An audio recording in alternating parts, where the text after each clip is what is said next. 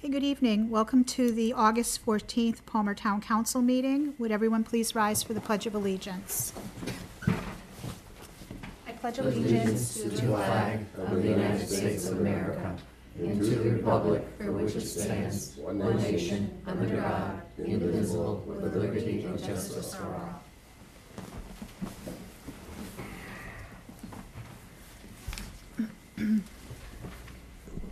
Next item is visitors' comments. I would ask if you want to speak that you come to the microphone, identify yourself and your address, and you have 3 minutes to speak. Is there anyone that wants to speak?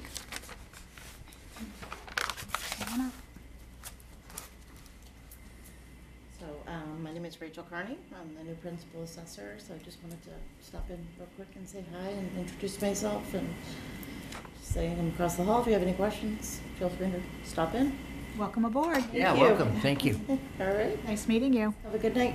Thanks. You too. You too. Anyone else? Seeing no one. We have minutes from June 12th. So my recollection is these were approved at the last meeting, and now they've been slightly amended.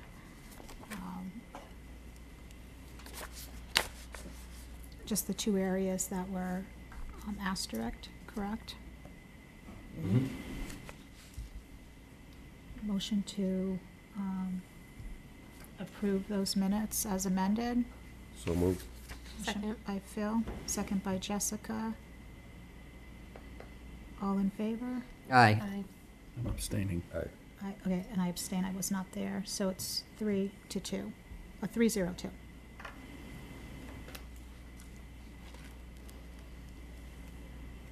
We have no old business. Does any counselor have old business? Nope.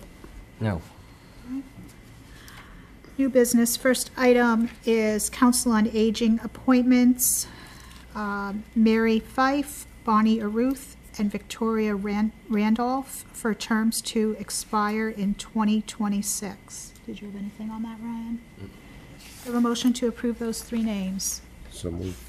Motion by Phil, second by Bob. Discussion, all in favor? Aye. Opposed, abstentions. Excuse me, was that the end of the speaking? Yeah, Nobody else is speaking? I asked if anyone wanted to speak, you didn't get up. Well, I didn't have a chance to get up, I was waiting for somebody else. I didn't realize nobody else was gonna speak up. I couldn't hear her, she walked out and that was it. Okay, well, I asked if there was anybody else. Yes, there is. Okay. Thank you. I'm Steve Cosmeter, Pleasant Street in Thorndike. And again, I'd like to speak about the Thorndike bridges. About 3 weeks ago, we found out how it's going to be like to have 2 bridges shut down for the weekend without any notice. Anybody wanted to leave Thorndike had to go to Barnesville to get out of town. I think some notice would have been helpful, but we'll leave that for that. As far as the bridges, I took a walk over there last week, and there was a contractor there, and we were led to believe that, or I was anyway, that the decking was going to be taken off and the pylons were going to be removed. You know, the only thing that's left are going to be abutments and the foundations. I was talking with the contractor and I said, well, what's wrong with the pylons? He says, nothing. I said, how about the abutments? He says, they're in pretty good shape too. And I said, well, why are we doing a temporary bridge here? And Rector said, bridge. He said, you know, we were scratching our heads about that too. Because just putting a deck on the existing pylons and abutments would be just fine. So is there a reason why we're not putting a deck on and we're putting on a temporary structure? What is the difference in cost between putting the deck on as opposed to putting up a temporary structure? Anybody explain that to me? We had Ty and Bond design or look into different options for fixing that bridge.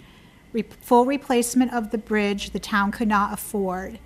We were trying to get grant money to replace the entire bridge. We tried on more than one occasion, and we were not successful with getting a grant to help us with the cost of the bridge. And so we went the truss bridge. It's called a temporary bridge because it's a truss bridge, but it is not temporary that it's only going to last for a couple of years.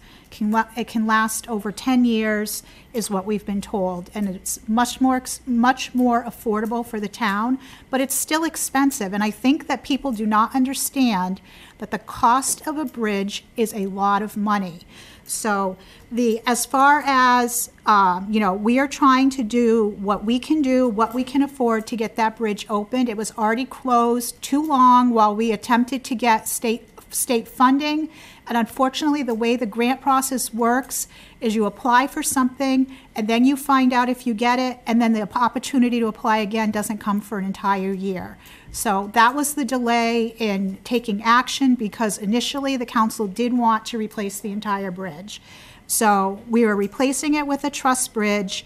We had a town engineer look at the whole project, and this is what we decided to do. So whatever the contractor told you, it's kind of irrelevant at this point because we're moving forward with the truss. Shouldn't have got that far. Well, you know what? If we were still waiting to find $10 to $12 million, everyone would be complaining because the bridge was still closed. So this is what we're doing. As far as the other bridge, it was the railroad that decided that that bridge needed to be closed for repair to the railroad. And I don't know why, we didn't get notice of that weeks before, but it is what it is. It was closed for a weekend. It's reopened. Also, we were given notification on July 21st that the other bridge over, the Main Street Bridge over the Ware River is moving forward I'm just bringing up the email because it's been a little while since I looked at it. Give me 1 second. This opens.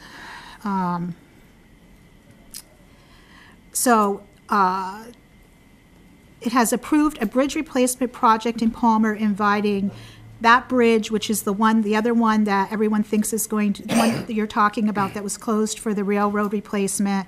It's been assigned to the project, and Mass DOT has begun the project development. We do not have a date for when that is going to move forward any further, I do not believe, but also that bridge replacement is estimated to be over $10 million. So again, we are doing everything we can to move forward with these bridge projects, but it is a lot of money and we can't afford to do them all at the same time. So that's where we stand on that. I know there was a meeting that the town had with MassDOT a couple of weeks ago now, I believe. I have another one on Wednesday about the Main Street Bridge. Okay, so things are moving forward and we're doing things, and unfortunately, you can look at any bridge project all over the state of Massachusetts.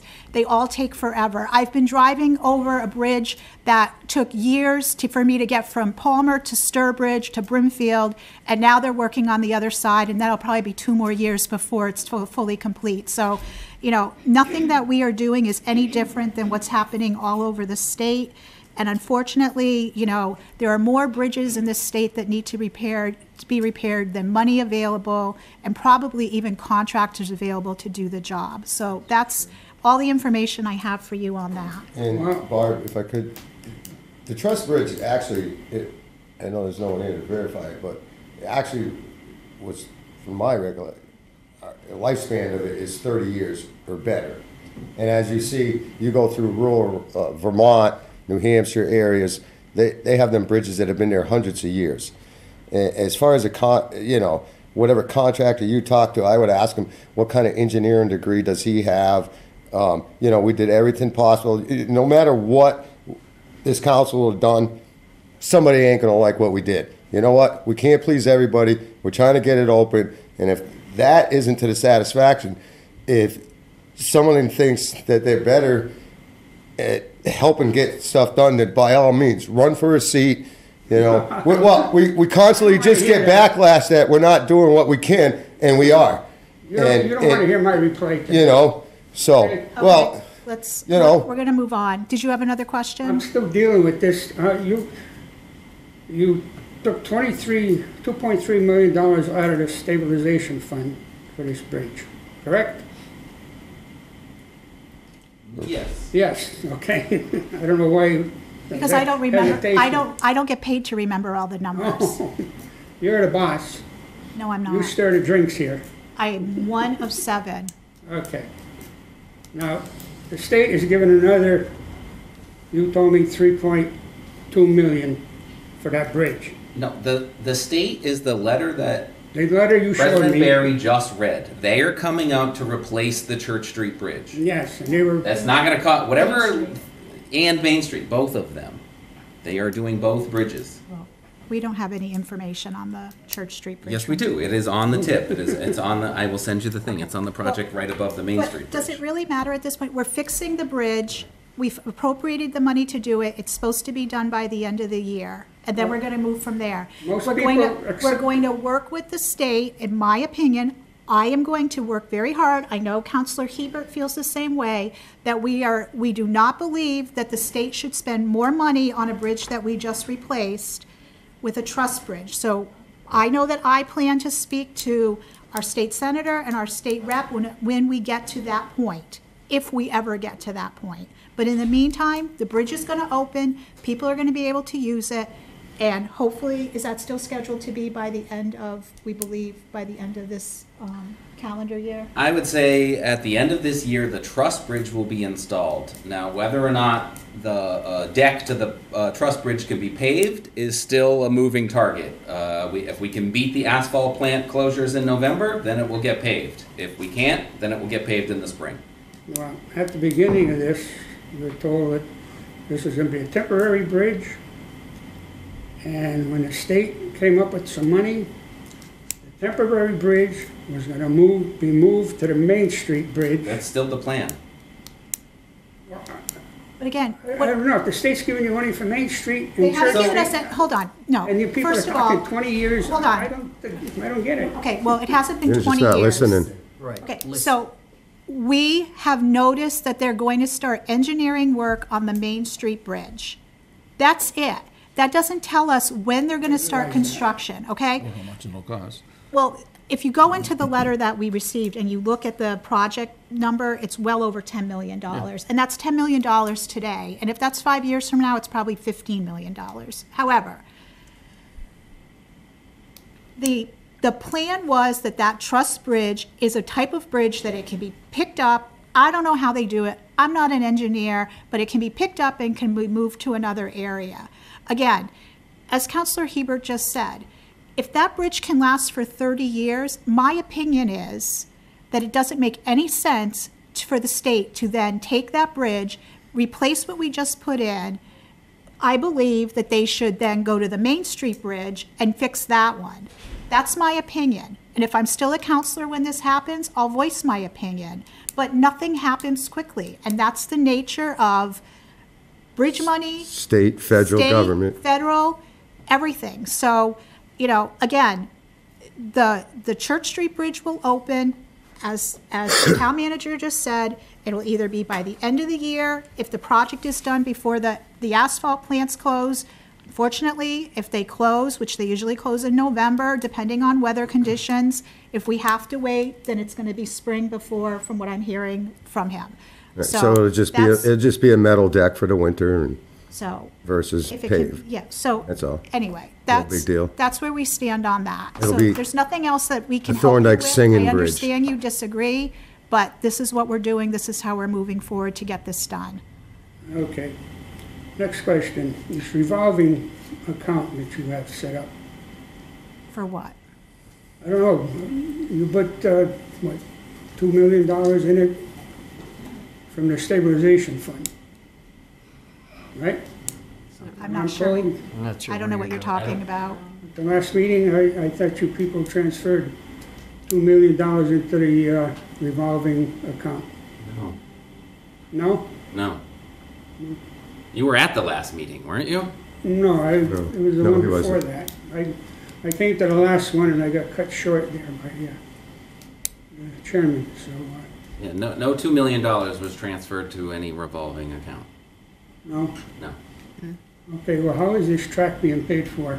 I thought it was 2 New million. track, The new track at the school. a combination of town money and the ARPA money. Now, how much is the town gonna put into this? Track? Right now, the track is a $2.4 million project. And where's the money gonna come from? It's already come from somewhere. Where? The town and ARPA, The town? What fund? the stabilization There fund. you go. Like, what? You know, why don't you just tell me that to start with? And they tell me it's not. It Because I wasn't- don't know where you're going, Steve. Well, you just told me the money is coming from the stabilization fund. And I was at, I believe, 2 meetings ago, it was going into a revolving account. No. Okay, so it Let me correct you though, because you're wrong, and you're saying stuff. So what was approved at the last meeting is once you build the track, right? You build a $2.5 million track. I know what he's thinking. Then you have to put aside money because that track will deteriorate over time. And you have to repair the track going forward. So we created a capital reserve for the maintenance of the track in perpetuity. Okay. Now, how come there was no vote on this? We did vote. We did. A town vote? No. Town doesn't vote. Why doesn't the town vote? Because it's a city It's a form town- of For that government. kind of, for that kind of money, you don't put it out to a town vote? So, Steve, there's different forms of government in the Commonwealth of Massachusetts. You have town meeting in small towns, and the townsfolk go and vote.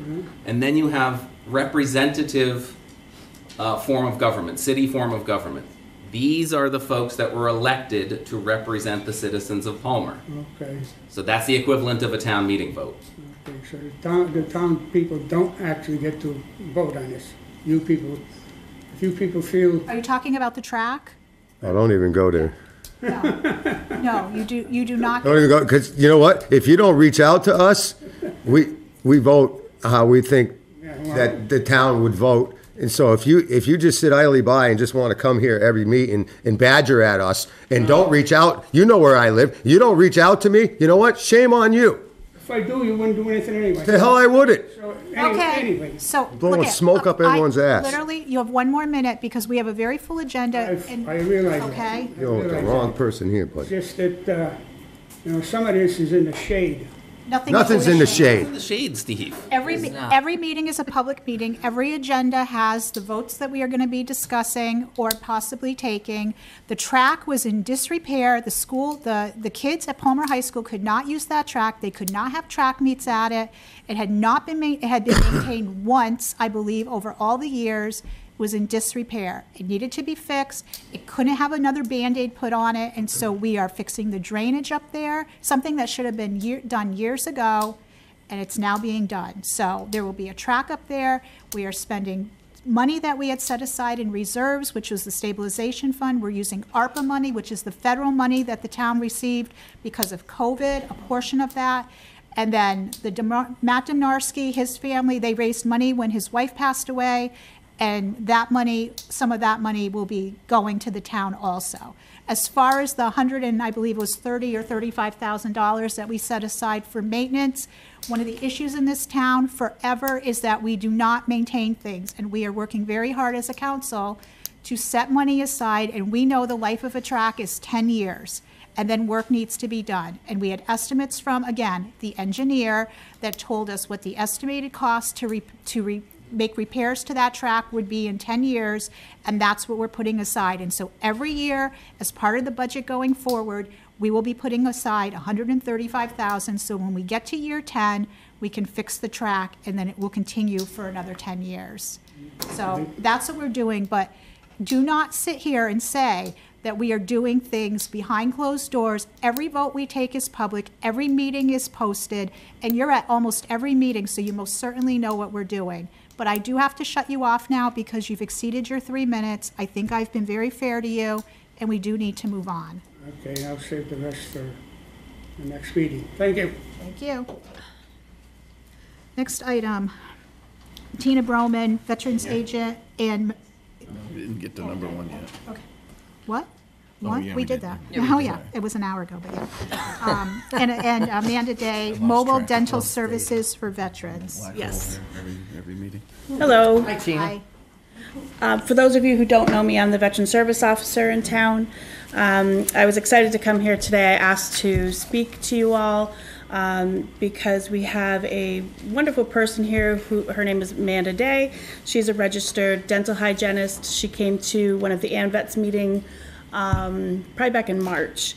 We met, and she's offering her services to veterans and their families for dental care, dental hygiene. Oh, dental hygiene. Sorry. Yep. No fillings. That's why you're here. Yes. So it's very expensive for people, and she's very generous. So I'm going to let her speak on it.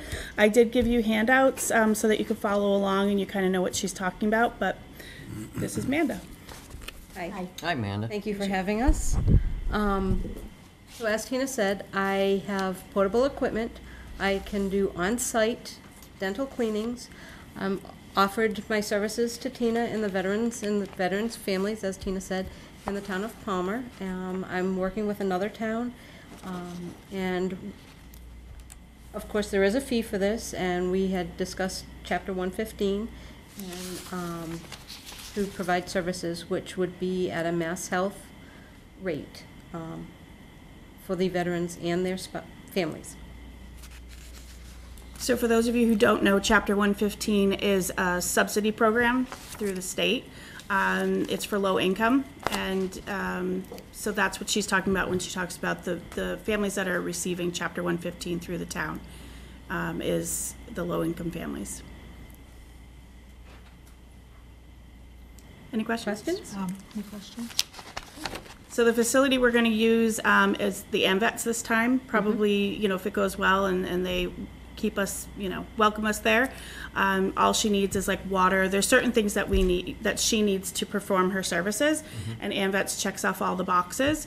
So they've been nice enough or generous enough to let her use their facility for our veterans. And we might, depending on how it goes and how the community receives it, maybe do once a month or once every other month, depending on the need.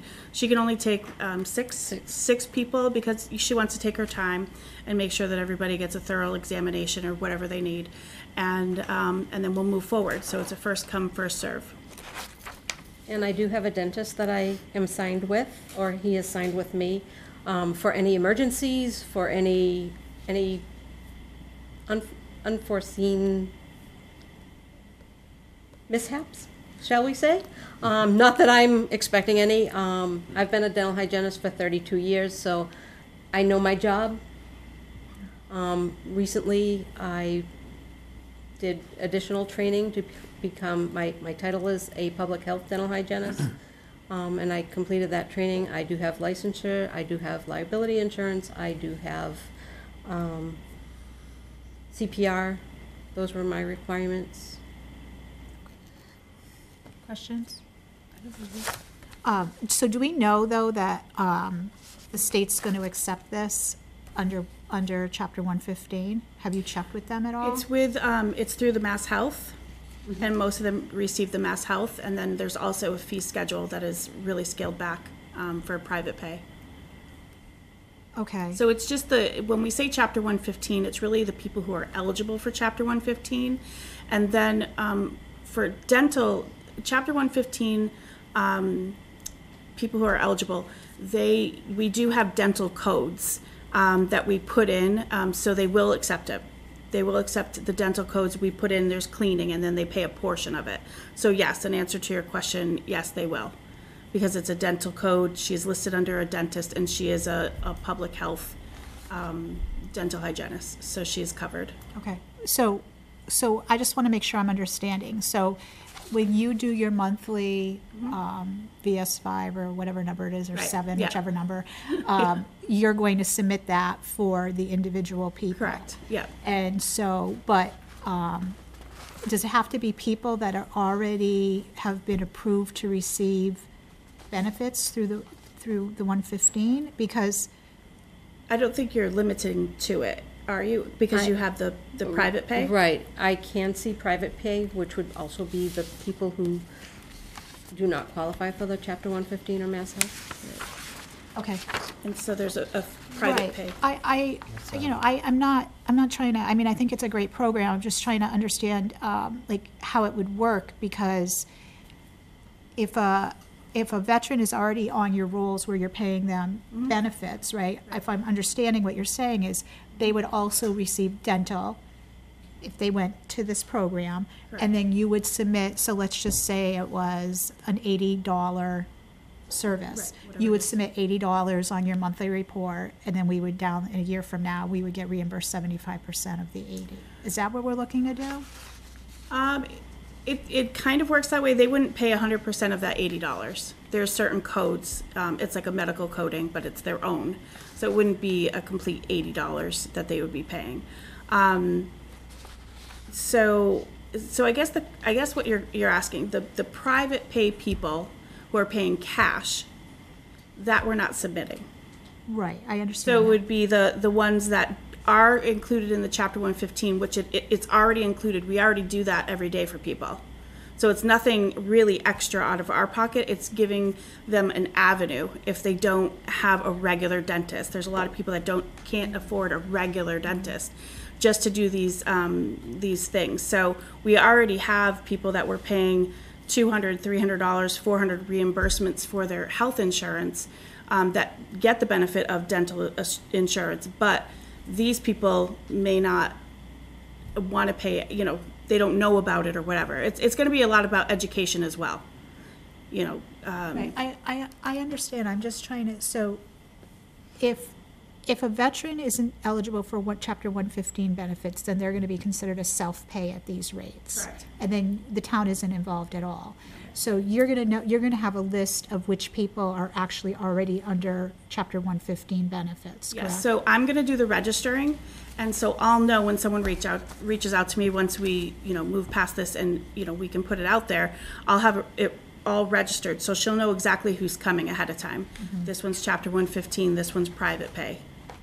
Right, and then we're gonna pay for her services you'll invoice, I'm assuming, you're gonna invoice the town for veteran A, veteran B, veteran C that are under Chapter 115 benefits. Right. We're gonna pay out of the Veterans Benefits Correct. account, and then you're gonna submit monthly Correct. for those, and then we would get 75% Right. back. And so it's just as if they were going down to, I don't know what his name is, Dr. Venue or Venue. View? Yeah, it would be just exactly the same. It's just something that is a little bit more accessible for Gotcha. people. Don't Okay. have to wait, a long time, and don't have the money to do that continuing care that a lot of dentists really are pushing you for. Right. This is like a maintenance type of thing and checkup. And Yeah, see I if was they just, need to go further. I was just trying to understand if they weren't already eligible for Chapter 115 benefits, how that would work, because the state We're would, not- if because the it's state would self-pay- not reimburse us for that Right. at all. If it's self-pay and they're not under Chapter 115, then absolutely not. Gotcha. They're Okay, not at all. great.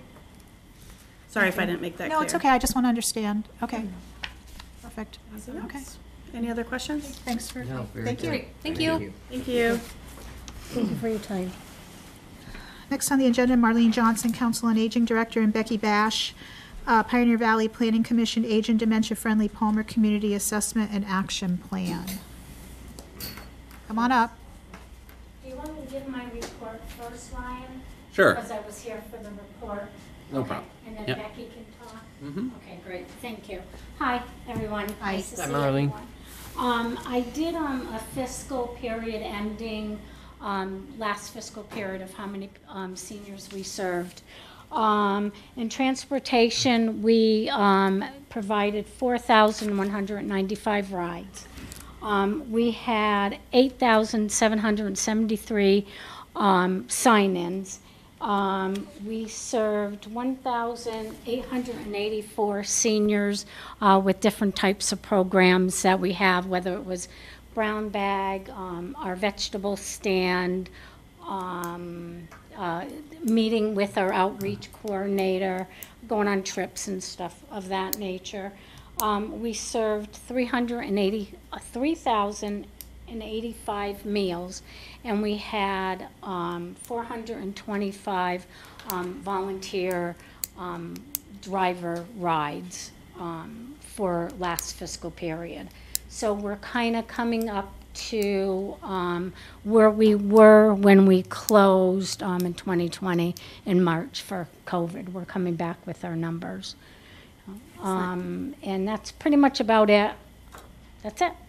Now, Becky, your turn. Thank you. Thanks. Hi, I'm Becky Bash from Pioneer Valley Planning Commission, and I did a short presentation, but I did also printed out a handout just because I know you have a pretty busy agenda today. So I wanted to talk a little bit about the Community Assessment and Action Plan for Age and Dementia-Friendly Palmer that PVPC helped with over the last year and a half. We received a grant from the Tufts Health Plan Foundation to help cities and towns in the PVPC region, which is Hampden, Hampshire counties, become age and dementia friendly. So if you'll recall, during the master plan process, we assisted with a health chapter and a health addendum, and so that included some aspects of an age and dementia friendly community. And one of the recommendations was to become an age and dementia-friendly community. So that involves a process of community assessment, sort of beyond the master plan process. So we did another survey and a couple of listening sessions, and then developed a final report. And I brought some additional copies of the executive summary in case you guys get this? We did. Okay. Okay, so this summary is, well, basically what we're looking for today is approval from the council to submit the report, which is there's a longer report, and I'd be happy to, I don't know if you got that through email too, which is, you got the, okay. So we're looking for approval to submit that to AARP for your final designation.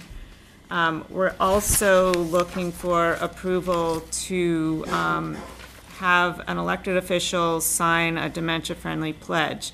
And the difference is that for age-friendly designation, the report goes to AARP Massachusetts. For dementia-friendly designation, the report, they want you to finish the report first and then sign a pledge, and then we send the report to Mass Council on Aging for dementia-friendly designation.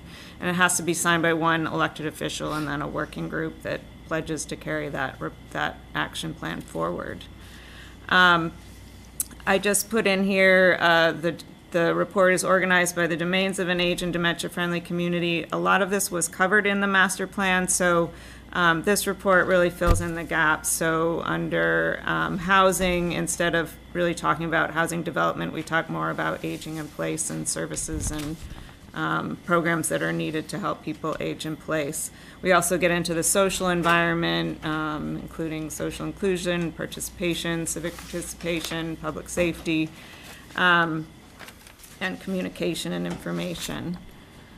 Some of the priority and goals and actions around dementia awareness, which kind of overlaps with all of these domains, is really to build awareness among local officials, businesses, banks, transit drivers about how to recognize the signs of dementia and communicate with people with dementia.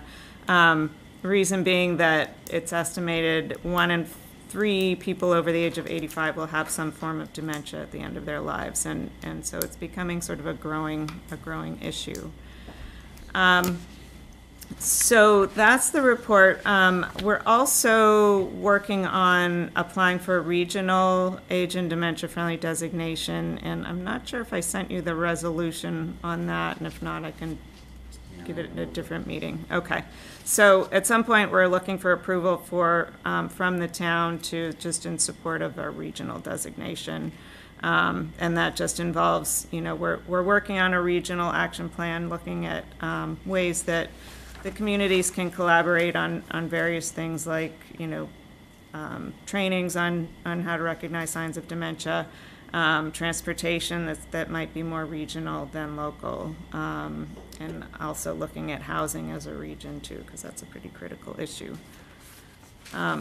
So that's sort of it in a nutshell. I'd be happy to take any questions, and if anyone else wants a copy of this report, this is the executive summary. Any questions? No. Okay. So you need us to accept the report, accept the community assessment and action plan? Yeah, and then to also authorize, Okay. I guess it would be you to sign the dementia-friendly We'll pledge. do one at a time. Do I have a motion to accept the community assessment and action plan? Make a motion. Motion by Jessica, second by Second. Mark.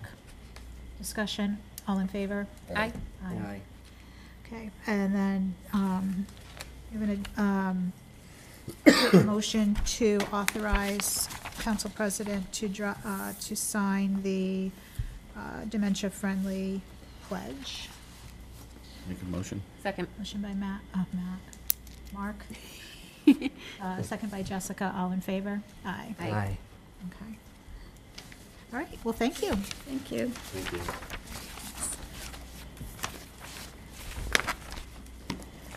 Okay, next item, Tracy Adamski, tie and bond stormwater ordinance, first reading. Actually, these folks are gonna start with the MS4 presentation, and then we'll do the ordinance. Okay.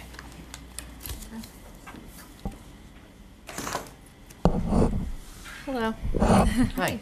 I'm Kelly Doherty, and this is Haley Rivers. I don't think oh, it's yeah. on the screen It's yet. not on yet. Is it, yeah. Getting there. There we go.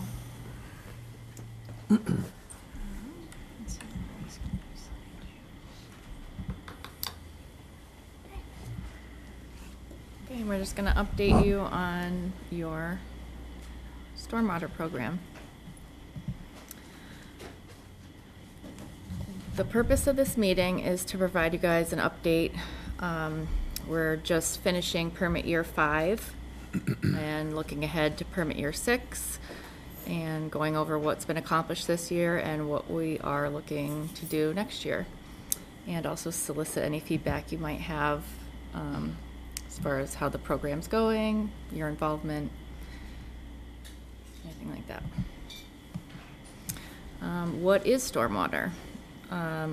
Any rainwater that doesn't infiltrate into the ground is considered stormwater. It flows through catch basins into outfalls and eventually makes its way to surface water. Stormwater pollution is the fastest growing type of water pollution in Massachusetts. That's why we are here to talk about it. EPA issued it's called a MS4 stormwater program. It stands for Municipal Separate Storm Sewer System. It's jointly administered by EPA and Mass DEP. As you can see in that bottom slide, I know it's hard to see, your MS4 area is the highlighted area in town. So it's like the bottom southwestern portion.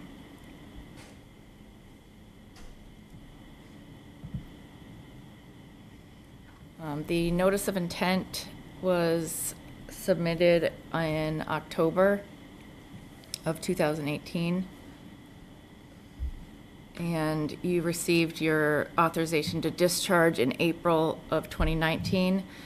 That did expire in June, but they administratively continued the permit, which is what we're under now because they have not issued a new permit yet. So we are waiting on that to be issued by EPA. So for now, we're just under the previous permit.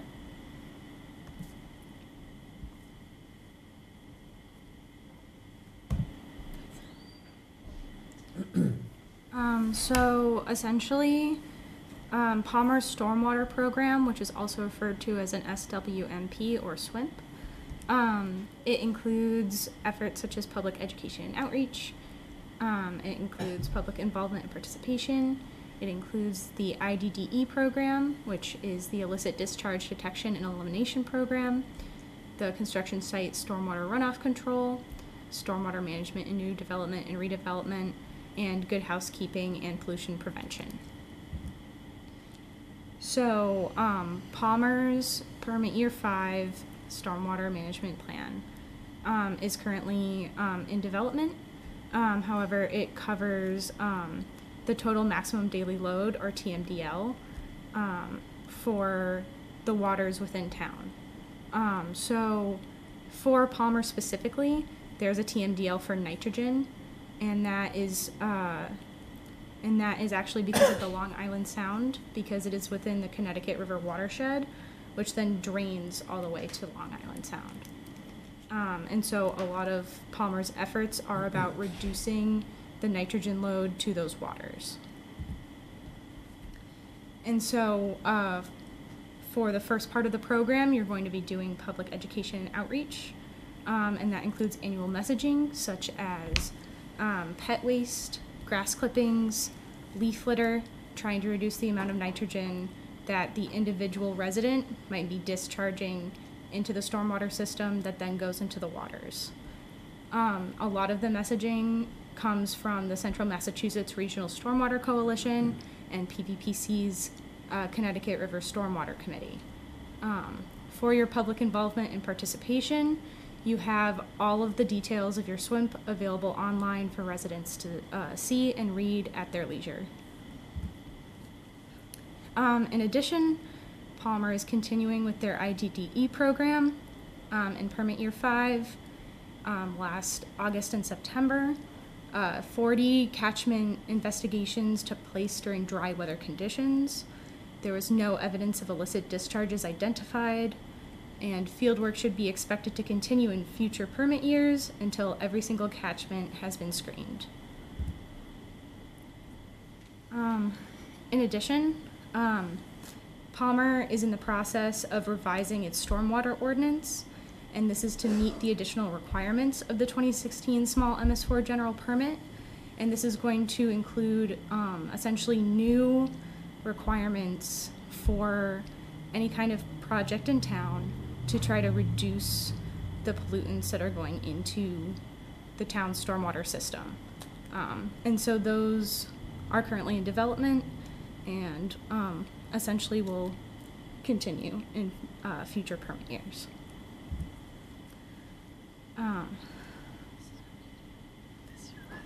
And so last year, in 2022, Palmer also completed the BNP retrofit analysis and their nitrogen source identification report.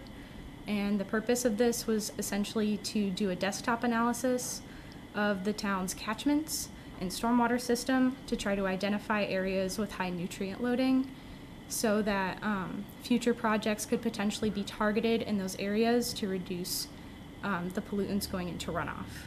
In addition, there have been stormwater management improvements incorporated in the Forest Lake Boat Ramp project, and the town will continue to identify opportunities for BNP retrofits.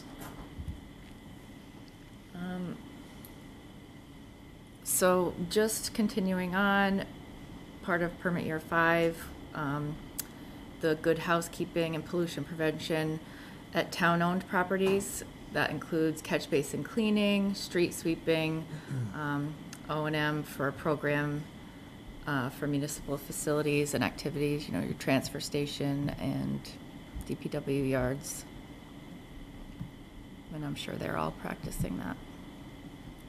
So looking ahead, these are, I don't expect you to read all those, but it's just like a snapshot of what's coming up in the Permit Year 6, which is what we're going into now. Most of it is stuff that is already ongoing. The big thing for Permit Year 6 is doing a retrofit, but we are still identifying options for that. Also planned for Permit Year 6, continuing on with public outreach, you know, your annual messaging, collaboration with the Central Mass Regional Stormwater and PVPC, public involvement, participation. Your SWIP will be available online. We'll have another public presentation probably this time next year. And just continue to think about, you know, what your community can do to keep stormwater clean. In addition, in future permit years, you're going to need to continue catchment investigations and updating your MS4 mapping, and that is going to require the identification of key junction manholes and essentially just screening those areas to make sure that there are no signs of illicit discharge. And you essentially are going to be required to do that until every single catchment has been screened. You also need to continue with your construction site stormwater runoff control and post-construction stormwater management. And at the moment, you pretty much just need to continue doing what you are currently doing, which is tracking projects, essentially reviewing site plans, conducting inspections, doing any enforcement actions that are needed, and continuing to update your ordinance so that it is meeting the requirements of the MS4 general permit. And then for the good housekeeping, you essentially need to continue implementing your standards of practice. You need to keep meeting your annual requirements, and so that is going to include advancing design and permitting and seeking funds to implement BMP retrofits, which should be removing pollutants from stormwater before it enters the system. And essentially continuing record keeping so that we can prove that you are meeting the requirements. So as of right now, Palmer's actively working to meet the requirements. We're doing the stormwater ordinance update currently. We will be submitting the annual report for the permit year 5 by the September 28th deadline. The MS4 general permit was continued until they issue a new one. We are not sure when that will be, but I can't even guess to when it will be. So we'll continue under this permit until then. Looking ahead, just continue on with the annual reporting and tracking. A big one this year is implementing a demonstration BMP retrofit. We'll continue to work with members of the town to identify and implement that. And then by permit year 10, which is a few years down the road, all the catchment investigations and mapping needs to be complete. And we await the issuance of the new MS4 permit. Any questions? So what? Oh, go Go you ahead. go ahead. No, you first. Is the new permit expected to be more stringent? You don't have any idea? Yeah, I mean, I've heard different things, but I can chime in on Yeah. that. So I'm Tracy Really Danson sure. with Ty and Bond. So when the first permit came out, it was, kind of open to the municipalities who were covered under that to say, this is how we're meeting your requirements. When this latest permit came out, the cost for communities and the requirements for communities went up quite significantly. And that leads into the next discussion with respect to the stormwater utility. We don't know what the new requirements will be, but it's likely that there will be some additional requirements coming from EPA with the new permit. Go ahead, Mark. So what are we potentially missing now as an ordinance that would be in 6? So, so the what we're doing right now is kind of revamping your stormwater ordinance because you have multiple ordinances covering a variety of like different uses. So we're revamping that to align more with the permit to be impervious surface or the way the permit's written is to have it based on properties that or construction that impacts greater than an acre. So we're modifying the permit to put it down to a disturbance. So there'll be like small permits or small activities and then larger activities which are over an acre. For the projects that impact over an acre, there's additional stormwater management requirements that EPA put in place with this new permit that goes above and beyond what we've all been working under, which was the Massachusetts stormwater standards. For so long, it was 80% total suspended solids was kind of the mark that we had to hit. EPA changed those requirements in this new permit for anything that disturbs greater than an acre. So that's the big one. But this is also giving the town an opportunity to take a look at the ordinances in total and make some other modifications to make it a little more streamlined. So, you might have already said this, and I'm sorry. The install the demonstration retrofit BMP, like what's involved with that? Like, That could be a little bit of anything. That could be a rain garden. It could be a grass filter strip. I think we're having some communication with the town that maybe the work done at Forest Lake at the boat ramp could, we could take some credits for the work that was done there. So what we want to do is kind of look at some past projects and see if any of those could meet some of those BMP requirements. But they don't have to be like a huge structure. They can just be a rain garden or a grass strip that adds stormwater quality and quantity value in an area that may not have anything right now. so there's like a number that we have to hit. The way it's written in the permit, theory. in theory, yes. The way it's written in the permit is they want you to have a running list of 5 properties that you can do retrofits on, and then so you do one, and then You're you make rolling. plans for the next one Gotcha. until you don't have any more. And then other towns in the area, I'm sure we're all under the same. Like, where are we compared to, I don't know, like our neighbors? You pick somebody. Everyone's in a similar boat. Some people are a little more ahead of the curve. Some people are a little more behind the curve. I'll say the ordinance is the one thing we want to make sure you guys get in place as soon as possible. But your DPW and town manager have been working on making sure that these requirements are being hit. The last 4 years of the permit, there were a lot of reports that needed to be. There were a lot of reports that needed to be done, and those have been accomplished. I think Angela, prior had done some of those as well. So part of the big things going on now are the field work, and that's something that was new in this permit year. So there had to be outfall inspections. There was, previously we just did outfall mapping. Now we're mapping the entire system, and we've been out, doing some of that work. And then there's what they're called key junction manhole assessments now. So now we're kind of going further into the system to see if there's anything there. And so that's going to take some time. So we've done, a certain number last year.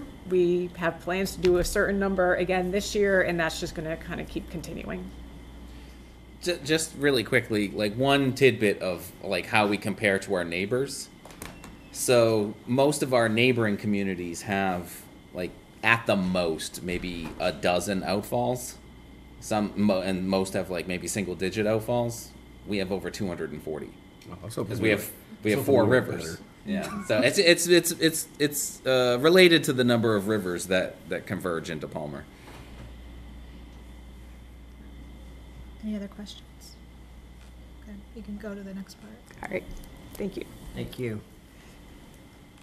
Thank you, Kelly and Haley. Thank you, council members. We like our presentations.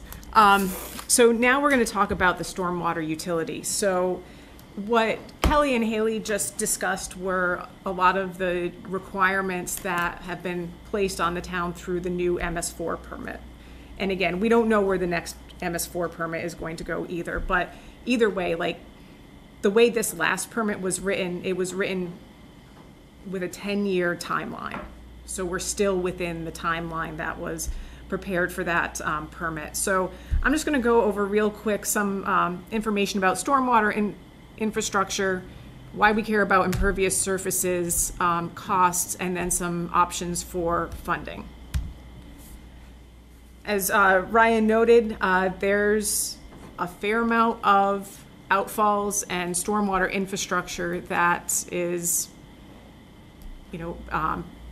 required to be maintained by the town. This is just looking at your urbanized area. So there was a map up on the screen earlier.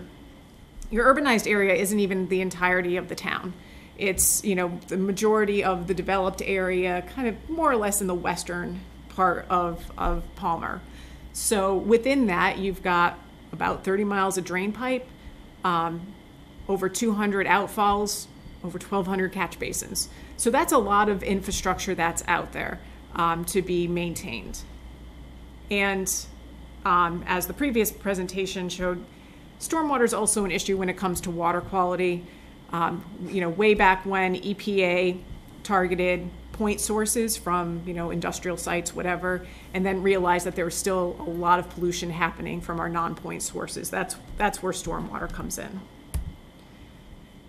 So this is just a mapping of some of the stormwater infrastructure that that we have from the town's GIS mapping and some of the field efforts that we've done that shows some of those outfalls, the drain manholes, outfalls, catch basins, and drain lines within the urbanized area. So you can almost see where that urbanized area is by where the confluence of the infrastructure that we have mapped is.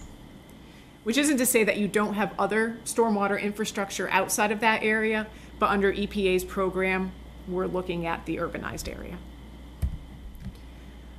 And then this is a mapping of impervious surface. The yellow is impervious surface that has been mapped by MassGIS. So this is a publicly available data layer. We've also added some, the red there are the solar fields in town, which also contributes, some impervious area within those lots. And those can be some sizable lots. So the reason we started looking at impervious area is because that's often used as a proxy for sites of a parcel's impact on stormwater runoff. You would have a water meter or a sewer meter. We don't have a stormwater meter, so we use impervious surface as that proxy. So the data from MassGIS was linked to the Palmer parcel data, and this is a good planning, level information for us that gives us impervious area by parcel. And then we take that and analyze it in a few different ways as we look at what may make sense for a stormwater utility. And so this is kind of a curve. What a lot of communities do is identify what's considered an equivalent residential unit. So how much impervious surface is a typical single family property. And in town, the median square footage for single family residence was about 3,600 square feet. So that's the number we used as our, what we call equivalent residential unit. And this is just kind of a breakdown of square footage of impervious surface by property type. So by your residential, commercial, industrial, and then tax exempt properties. So those are, any state-owned properties, religious properties, other tax exempt users who aren't currently paying, property taxes, but still have an impact on your stormwater system.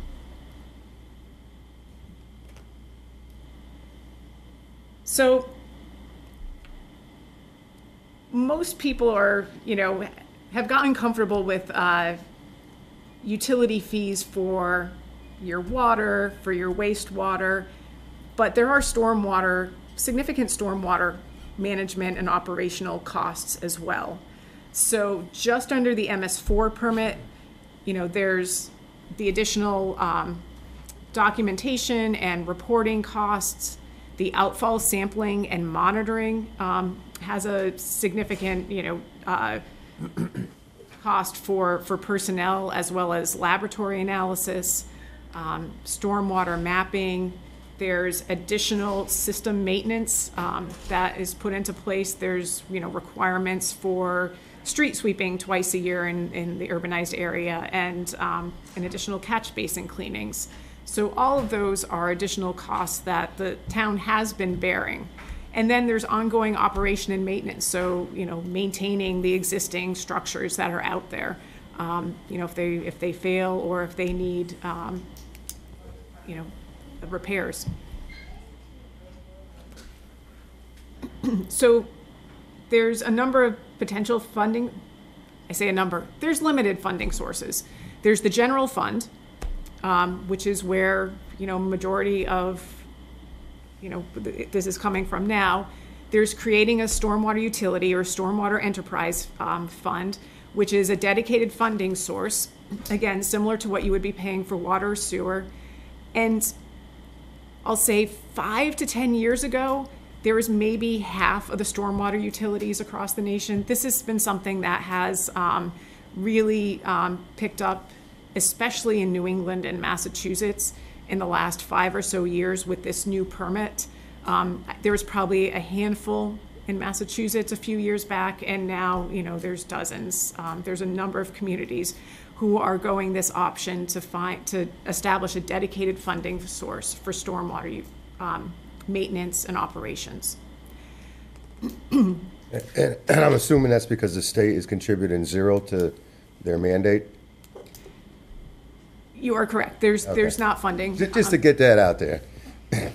But in there, you know, there is limited grant opportunities for doing the operation and maintenance. There may be some for some capital projects, but a stormwater utility could also provide some funds for the town match for those.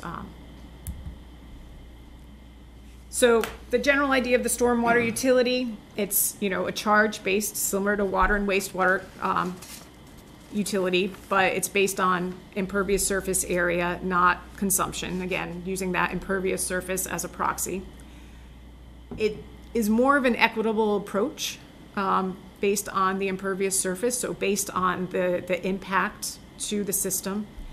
And tax-exempt properties contribute too. So, you know, properties that you're not currently getting taxes from contribute for the services that the town is providing for stormwater.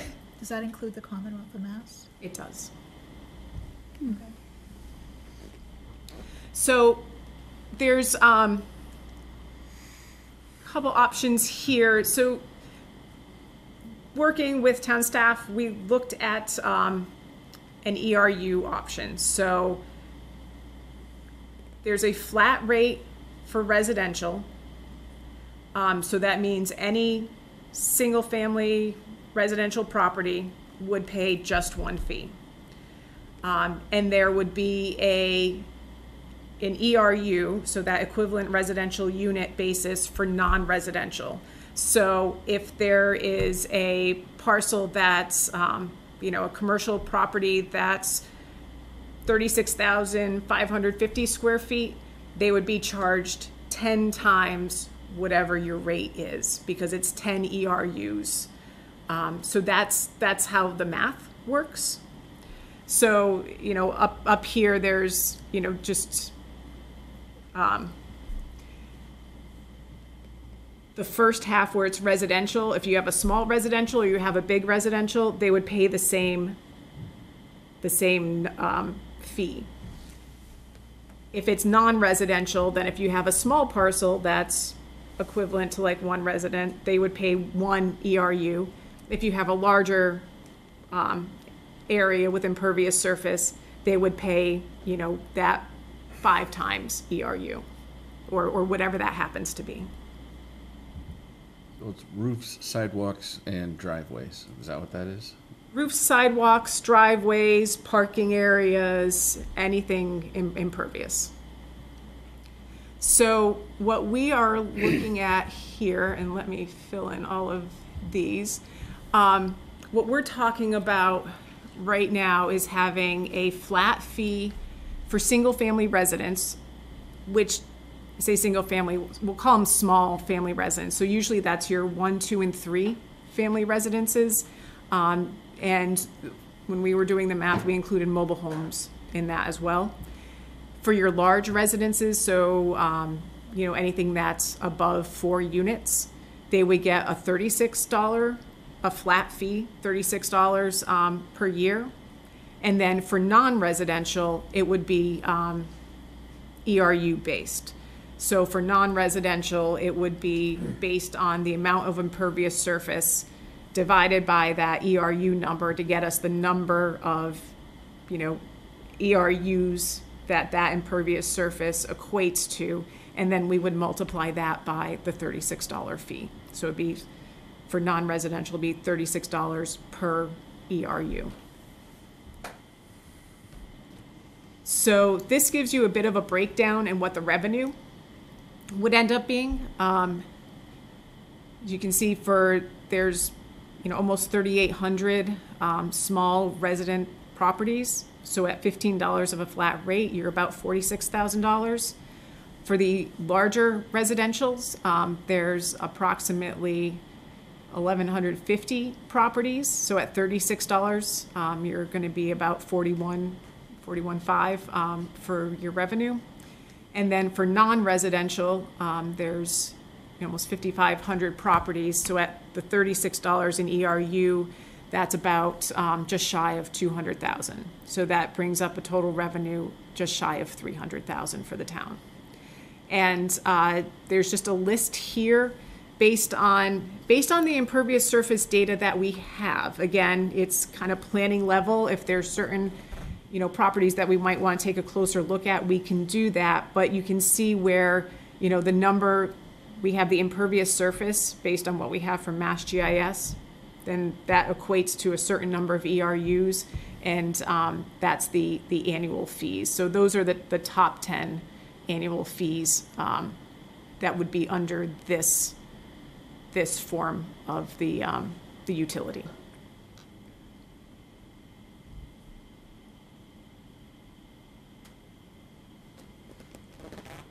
And so the next steps are really, town council consideration of this, public education and outreach, and a vote on the ordinance, and then finally draft regulations, determine credit policy, if people have stormwater management systems in place, if there's an opportunity for a credit, and finalize the fee structure.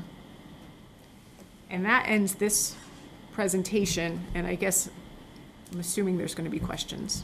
Can residential properties get credits somehow? Okay, can I put in a rain garden that's the equal size of my roof? That's that would be something that we would want to discuss and consider if that's something you want to do. Dig up my driveway? Or dig up your driveway. I'm curious too, But- like if 90% of your roof actually doesn't have gutters and just dumps onto your lawn. You still go by the square foot of your roof, and You would still, yes. So even though it's returning to the ground, the only impervious surface is the person's driveway. it would still be, so for residents, and that's one of the reasons to do a flat rate for residents, so you're not kind of trying to figure out exactly Every what square footage is, but recognizing that there is still some value and some impact that the residents have on stormwater. So, the stormwater management is, maintaining your roadways and making sure they're not flooding and cleaning out the catch basins and addressing the stormwater quality that's going to the town's rivers and water bodies. So isn't the town responsible then for the ERUs for all the streets and sidewalks and such?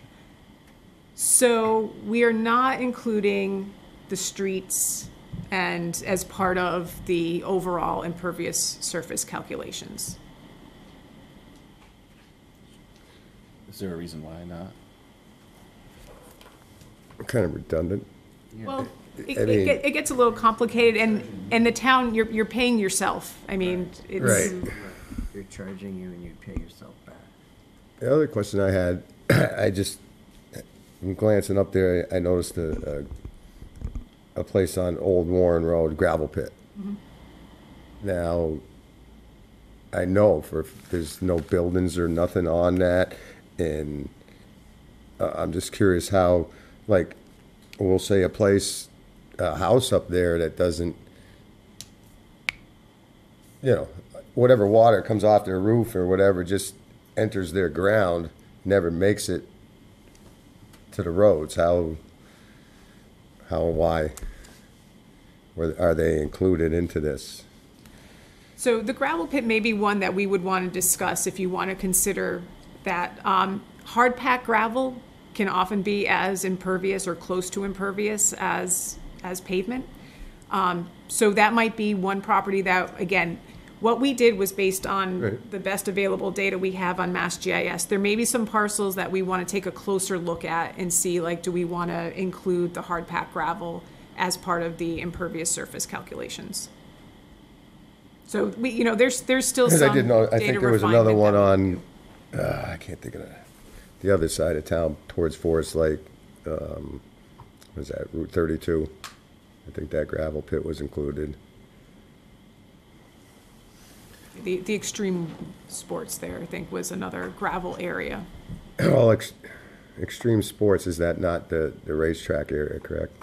No, I think that's a actually, different- I- yeah. It's not Yeah, we looked Palmer specifically Motorsport. at Palmer Motorsports Park. Extreme Sports is a different place. Okay. I think that's more of a dirt bike, is the extreme sports, I think. I don't even know where I don't know that what that is is. either. No. And if it's with dirt bikes, then I don't know. No, I know, right? It was just obsolete. So how is maybe. this billed? Is it on the real estate bill, or is it a separate bill? That was my question. So, and that's a good question, and that's something that we can work through the details. Often it goes on, a water and sewer bill, and you can like tack that on, or you can. Or like an Not excise everybody- tax. But not everybody gets a sewer, and well, we don't have Right. water, like water isn't in our It jurisdiction. would have to be but- like an excise tax bill, I would assume. No. I No. don't think you can do it. So- I mean, to them. I would think like real estate would be the only way that makes sense because like a small percentage of people have sewer, so Right. that wouldn't make sense to go through the sewer. Because I'm not, I don't even know where I stand on this at this point, but it seems to me that if this was a separate billing, which to the point that's been made, we have a small percentage of customers that have sewer. Forget water, because it doesn't apply That's- here. yeah. If you were going to do a separate billing for $15, Right. you might as well not do it, because, I mean, the cost to mail, cost to, Collect. Yep. And you know, you're not what are gonna you getting get at that 20% point? of it. $10, $8, I don't know. So that, I feel like that needs to be determined. I agree. And I don't even know, like, so I'm not familiar, like, with this process, so I don't even know, like, what does DOR say? What is acceptable? Can it be put on a real estate bill? I haven't seen anything cross my desk that says that this is something that's happening, but maybe it is. The other thing I would be interested in is, and I understand, like, years ago to now, things are changing and the cost of stormwater management is just more and more expensive every single year. It seems as we progress through the permit, it's like year one was like, not a big deal, and then every year it gets more. But I would be interested in knowing what communities have actually accepted or have an ordinance that then passes the cost on to residents, and what those communities actually charge. We can get that to you. There's actually a list, but there's a fair number of them around. I think it's over 130 or something. Yeah, there's I don't know the exact number because it keeps changing, but I mean, in Western Mass, there's Chicopee, Longmeadow, East Longmeadow, Westfield, Northampton, Belchertown, yep. There's a number of communities who have There's a incorporated this. website with the list. I can send it Yeah, out. I'm just interested in like right after the what meeting. you're proposing versus, like what these other communities are charging, just kind of for comparisons. Yeah, I think all of my questions kind of surround like the budgeting and execution of collecting and sending out commitments and all of the logistics of setting up another enterprise fund, and how as a town we would do all of those things. And then I guess my other like general question is that, is it, like, does the EPA see this as being effective? Like, I don't know if there's an answer to that yet, but is all of the work that's being done by communities in the area across Massachusetts, across New England, like, is all of this work actually being effective in achieving the goal that they have? Because I think from a cost benefit analysis standpoint, like, are the hundreds of thousands to, you know, larger scale millions of dollars that are going into this work, like, are we seeing the benefit on the other end? And I know that's not something we can control, but I think for a greater conversation, it would be interesting to know if, like, the goals are being achieved. I don't see how it's measurable. It's just so, it's almost convoluted that all this responsibility is putting on the local municipalities with states setting the guidelines and saying, okay, go at it.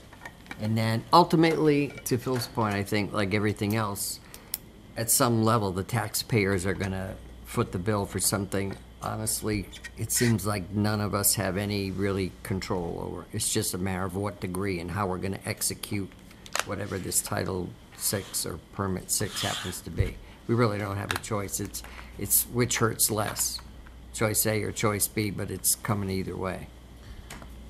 That's accurate. Well, like it is we are. where it is. I mean, no, you're right. Sorry, no, but- that's and we that's knew a this- great point. I'm not putting this on you at all No, because I- you're I just. understand. I'm not trying to kill the messenger, and sadly, that's you. But No, I'm but used that's to a it, it's fair. okay. But that's a and very I'm sure good there's point. people watching, people sitting here as well, going, "Okay, this is on me again." Right, something that they have no control over that falls from the sky, other than, you know, okay, I'm all for let's make your environment better and this and that. And, you know, like you said, I'll rip my driveway out. I'll leave it gravel, I'll put it in rain gardens. you know. But, well, 90% of my stuff falls back onto the grass. But look, I got no issue with trying to do better to keep your good, clean water and stuff. And then as we're getting fined for rainwater and not getting no help, meanwhile, like these last storms, everything we done was mute. If you drove over the Connecticut River and seen all the stuff coming out of Bondi's Island into the river, because they haven't quite finished their CSO stuff. You know, it just constantly happens again. It's not you that you know, the state, and this was years ago. I remember going to the MMA meeting when they proposed it, and it's just like, great, that's good. You want everyone's houses to be pink, then you supply the pink paint. You know, I mean, and I get, okay, you can have grants, so you're gonna give us some of our money we gave you back. You know, it's just total. And I know, you know, some people say, well, it's not much, it's only another $15, but, you know, $15 used to be something. Now, you know, gas just keeps going up, everything just keeps going up, and it's like, when's it stop? When's it stop? When, you know, you mandate something, at least if we're going to be partners, you need to, you know, chip in or whatever. And again, I know that's not, you're doing a totally different thing here, but. I think the fundamental center of gravity, taking Councilor Lavoie's point and taking your point, right, is we've already been paying for it.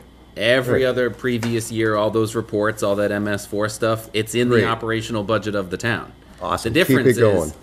the difference is folks that might have a 3,600 square foot impact are also paying for that person that has the 1.4 million square foot impact, and they're basically subsidizing that 1.4 million square foot impact. So this is making it, the more of an impact you are, the more you're going to pay.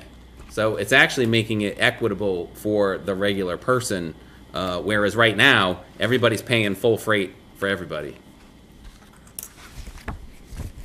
But we are already I guess paying. that's We're also not a nice building way a to maintenance budget either. make it We're not- we palatable, don't have maintenance bills. but. Right, We're exactly. just paying a bill. You know, you're gonna get, what, was it 295,000 out of all of this? All right, if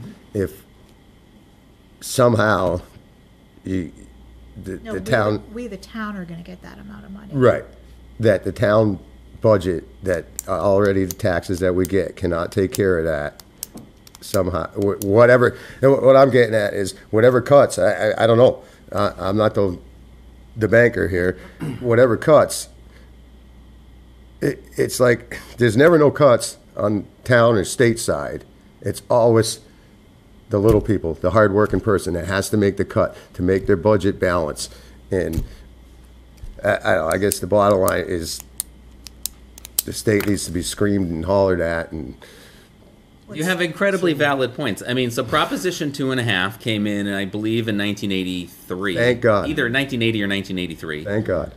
And so all of this MS4 stuff wasn't on, well, it wasn't necessarily on a majority of people's radar in 1983. So, No. you know, it's the same argument that a lot of towns have about their education system. That They're the terrible. costs and the costs and the costs, and it doesn't match Proposition 2.5, and that's why you're seeing a greater number of towns do overrides or things like that. So, you know, And usually the cost keeps rising because of state mandates. yeah, things happen in the government, either good or bad, right? The government is there. Keep electing them. So what's the ask tonight? The ask tonight is to go through the first reading of the updated ordinance. So right now we have 3 ordinances in town, and we're trying to reduce it down to 1 comprehensive ordinance. Right. And there's no dollar attached to it or fee or anything like that? Tonight, no. As Tracy said, future meetings will be to talk about the actual stormwater utility enterprise. Because I think tonight we'll just probably spend the whole time Yeah. talking about the same thing, so. But doesn't the new ordinance talk about, is there a section in it that allows for a surcharge or whatever, however you're wording it? Fee billed at least annually, not more than 4 quarterly increments. Is that? So there's 2 ordinances, I believe, that are in front of you. So there's the ordinance that would go with the bylaw, with the stormwater utility, but there's an ordinance for kind of retooling the stormwater management. And that does not have a property-specific fee. It has application-specific fees. So the town staff could hire a peer reviewer and get that fund back, or get the monies for that peer reviewer from the applicant. And I think there's a nominal, fee for the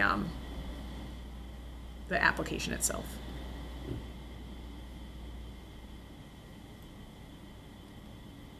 Okay. I'm trying to find the right one, sorry. It's the email he sent today, so I didn't have time to read it. It's not this. Unfortunately. No, it's in the. Yeah, I sent it on Saturday. Saturday? Yeah, Saturday morning. Oh, I didn't read it. I gotta find it on It was the here. weekend. I went to PDF, right, nope, that's. That's the second one that goes with the presentations. Yeah, this one's got fee stuff. Oh, no, that's the presentation. Okay, so what, did you all review this, or? Okay, so, it's first reading, so it's the first reading of this, so there's a Stormwater Enterprise Fund, but that's not the one we're talking No, about. Yeah, it's- that's it all was we've this- yeah. gotten, I think, Yeah, I don't for think. this. I don't see, that's the only thing I see. I don't have an ordinance to So read. this is Stormwater Enterprise Fund that came on Saturday. And so I don't remember seeing. I don't think there was anything else. I couldn't find it. I haven't seen anything else. Yeah, Thursday. right. But then we updated it. I thought you said on Thursday, like, Right. you were waiting for updated information. Right. Oh, I updated the That's what- utility one. Right. Not the ordinance. You already had the ordinance. Got it. one. Okay. All right. Sorry. My bad. Okay, so So we'll we're not we'll doing have the to, first reading no, tonight. we're not, because we don't have it. Yeah. All right. Okay. So That- we'll do that's it in. fine. Okay, so we'll, But I appreciate your presentation. Thank you. but it would be great before we do the first reading, is if you could get us that other information that. Yeah. Yep. Because I would like to review Sure. that. Yep. Yeah. Okay, great. Any other questions? Yes, no, thank you, that was Tracy? helpable. Educational, if nothing. Thank you all. Thank you all for Thank your you. time. Yeah, thanks, you. Tracy. Thank you, thank you. Okay. Thank you, Marlene. We're done with the. Yeah. Okay, next is a resolution to appropriate, according to Mass General Law, Chapter 44, the sum of $120,500 for acquisition of Lot 43 Barker Street for the purpose of purchasing for conservation and passive recreation. Andrew, hi. Hello. There's yours. All right. So, first and foremost, you know, there's a big number there. I want to make sure you guys all know this is part of the land grant we discussed back in June. So this price point is with a 70% reimbursement coming back. So I know at that meeting we had done the whole presentation on the Barker Street property, so I'm not going to go into what the property is and all that unless there are any specific questions. But essentially, we submitted the land grant for the property.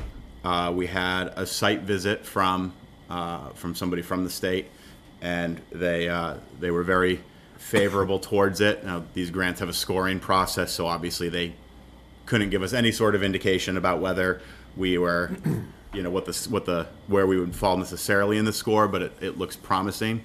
One of the requirements of the land grant was that there is a vote basically to say, if we get the grant, we will move forward with the project. And essentially they just don't want to be awarding grants to towns that then, you know, back out and you know, they want to make sure that the people who are getting the money are going to actually utilize it and use it. So the price point that comes here, you'll remember when we were first here, the asking price for the property was $100,000. So that is represented by this. The remaining money is the various closing costs, including having the land surveyed, which is a requirement. Those fees are all also included in the grant, so they are also reimbursed at 70%. So just the fact that we're at the 70% reimbursement, the grant can be anywhere from 53 up to 70%. The fact that we're at the 70% is because we score very high on all the things they care about for awarding these grants. So that's basically what we're looking at. So this would be essentially, you know, putting it into taking that sum out of the stabilization, putting it into a, you know, into an account to do the to actually do it, and then when the reimbursement comes in, that would go back to stabilization. So it's really only going to cost us $36,000. Yeah, about 36 is the price. I will also say that on that price, the closing costs, it was literally, we asked, you know, one professional for each of the costs, and the number they gave us is the number we used. So obviously, when it comes time for a survey, we will go through the process of getting them, you know, getting multiple quotes and use the most favorable to us. So, you know, we are obviously hopeful that once we go through that process, things will come in less, but we needed a generic number for the grant itself. When do you find out if you get the grant? So the expectation is sometime in September or November. Once the grant awardees are selected, it has to go to the governor's office for a signature. Sometimes that gets held up for 2 or 3 weeks for whatever reason. So, but we would expect that, you know, sometime in November is when we would hear. The wording on the actual motion there is straight out of the grant itself. We use their language. We wanted to make sure that, even though it's quite wordy, we wanted to make sure that we didn't miss something that they cared about in the vote and, you know, not get the grant because we didn't vote the right way. The last point at the bottom of it is that this is the funding is all contingent on receiving the grant. So essentially a vote yes tonight just says if the grant is awarded, then we will do this. So that's what we wanted to make sure that was very clear in there, that if for whatever reason we don't get it, we're not on the hook for this. So why is this piece of land important, like, to the town to own? What is it about? What's the So what's the plan with that piece? Sure. So this piece of land it's on the Chicopee River, and it's the land that borders the Red Bridge State Park, but the actual river land, not I know there's some other land at some point that was kind of all woodsy. So this is the actual riverfront. There's already an existing trail on this property that is frequently used by people in town.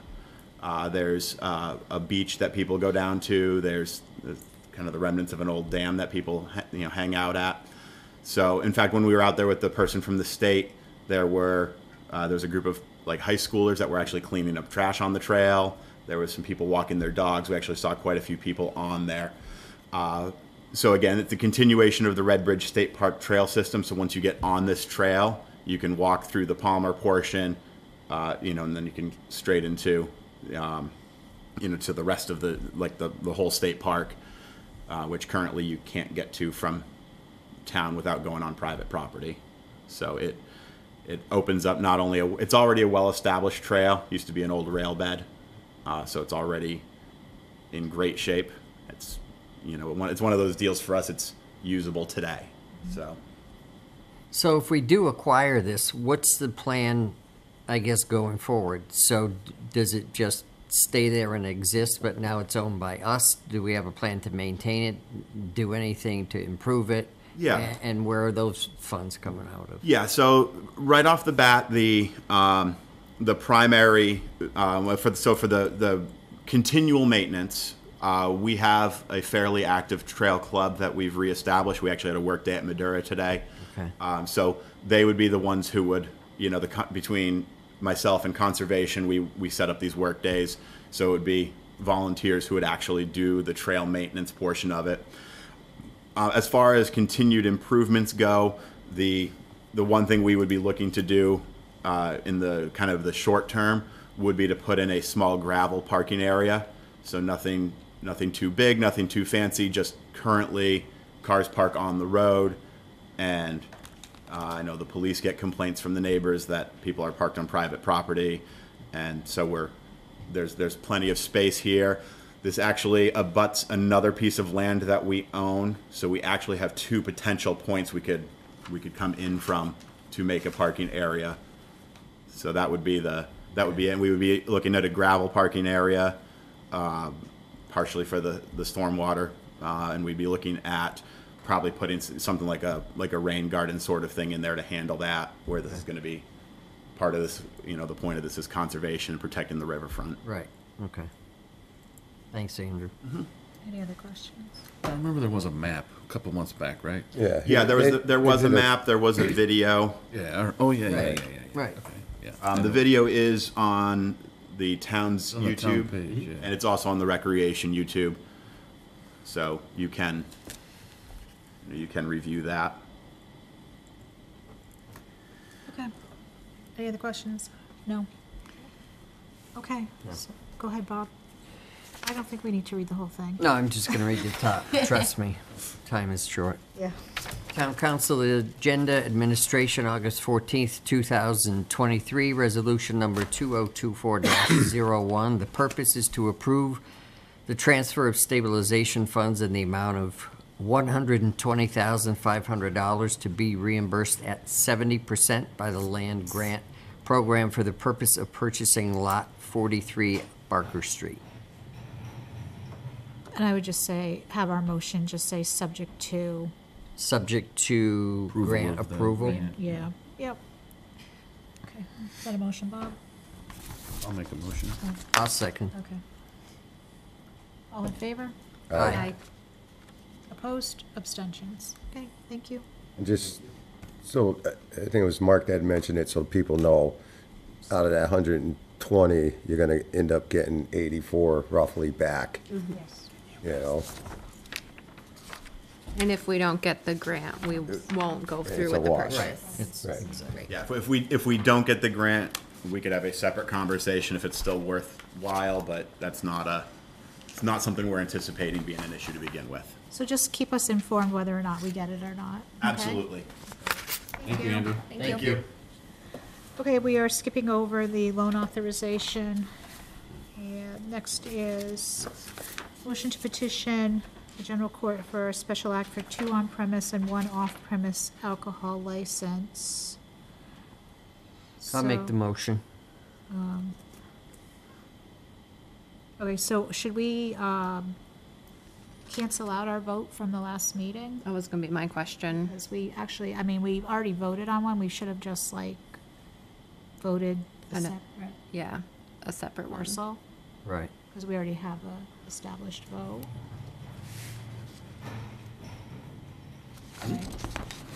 You can do it multiple different ways.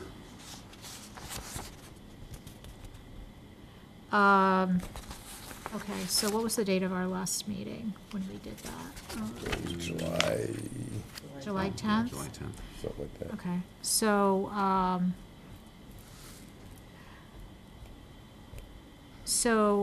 I'll take a motion to rescind the vote of July 10th, which was for, I don't remember this one, was it 2 on-premise licenses? Which is the new one, on-premise or off-premise? On-premise is the. So for 1 on-premise and 1 off-premise license. And that would have been for tables located at 3092 Palmer Street and, Luke's, was it? Luke's, yes. yeah. Which is 1478 North yes. Main Street. Perfect, yeah, I was looking for that, okay. I'll make that motion, do I have a second? Second. Discussion, all in favor? Aye. Opposed, abstentions, okay. Now I'll be looking for a motion for, again, 2 on-premise and 1 off-premise, and so it will be for tables at the farm, Luke's, and a new restaurant establishment at 1411 North Main Street. And one of the principal owners of that is actually in the audience. He's that gentleman over there on the gray shirt. Hi. I ate there today at lunch. It's great. I'll make the motion. So, Second. motion and second, discussion. All in favor? Aye. Opposed, abstentions? Okay, well, we'll be getting that off to our senator and state rep, and hopefully we can get it moving quickly. Look forward to having that developed, be great. Yeah, awesome. So are we. It's been a long time. Okay, Thank you. next, resolution, resolution number 2024-2, to approve a transfer from stabilization for a clutch repair on a tractor in the amount of $27,492, again, from the stabilization fund to a capital project account. Thank you. I'll try to be quick. It seems like you got a full schedule of time. Just a little. Come with good news and bad news today. Good news is, I think you saw in your packet, we've been trying to clean up the DPW yard, and we got $35,335 worth of revenue from GovDeals. Some of this equipment was beyond repairable, vines growing up through it, just completely unusable. Our yard was starting to look like a junkyard, so we got. Question on that, though. Somebody paid $14,000 for something, right? They did. What was that all Yes. about? So that's a 2009 That's a GMC big broken hit. four-wheel drive system. The whole rear end was shot, and the transmission wasn't going in reverse. Was that the That- top that- kick or something? That particular truck would have probably cost us, I don't know, about $25,000 to repair. So the cost of repairing a truck like that just doesn't make sense. Yeah. That part I understand. I'm just wondering why they paid Yes, 14. That was, so- I'm not So it- doubting Yeah. it. Well, it's It funny was- because if I you didn't look see- like. Wait, did the check In clear? the, Yes, they did. Okay, now you can answer the question. But other things like was this in the- 1997 in the report. V-body sander, I see you run that risk at auction, right? So that 97 V-body sander, in my opinion, is probably worth $1,500, and we only got 100. But you can set, did you do municipal? No, we did GovDeals. Oh, but you can set the minimum bid. Yeah, you can. Yeah, that's what you should do on that kind of stuff. We actually just did that where we put minimum bids and we got them. Yeah, and I Yeah, was see? actually really happy about, a lot of this stuff was, you got a van sitting there since, this GMC 1980 that's got Yeah. vines growing up through it, It's so. found money. We're doing a lot of work. We cleaned Paid up it a for lot of the the engine. tires, a lot of the trash. We're trying to clean up a lot down there, so. What engine was in that vehicle? What's that? What engine was in that vehicle? I'm not sure. I'm thinking that's why they paid that, was Yeah, the engine. There was a lot of work. So that was the good news. The good news, we have that revenue that came in, checks have cleared. And then we're dealing with our 2020 Kubota roadside mower. Yeah. I think in your packet too, it's a pretty extensive bill, and I know this is a pretty extraordinary bill, which is why I'm here asking for it. You know, I'm hoping the revenue we brought in would be an easy transfer to. Yeah, you can't do that. Can't do that. So. Not really. that- I get where you're going. So we're asking. So anyway, I actually brought this clutch disc for a little show and tell. For a 2020 Kubota tractor, the amount of work that we work for it, in my professional opinion, this clutch disc is way too small. I talked to the a dealer dirt bike about clutch. this. It's a clutch disc, yeah. I know, it looks the Yeah, same so- size as on a dirt bike. Yeah, so it's warped, and then you can see the black around the outside that is actually burnt because it's been sticking. And so the Is it burnt because it's sticking or no oil? So there's two explanations, and it's up for argument. None can be decided perfectly, but so when you engage the clutch pedal, there's like a throwout bearing, they Right. call it, Yep, and that will engage the spring pressure onto the plate. right. So two things. So it's either that this throwout bearing was sticking and it wasn't releasing the spring pressure on it, so that's why it was starting to warp, and then it was burning from too much pressure. So that's one technical aspect. The other one is that it was operator failure to ride the clutch. So instead of I would slowing go down, with that one. Sorry. some drivers will tend to ride the clutch. And I don't know if you know 5-speed vehicles at all, or those older vehicles with the clutch, sometimes you'll ride it too much.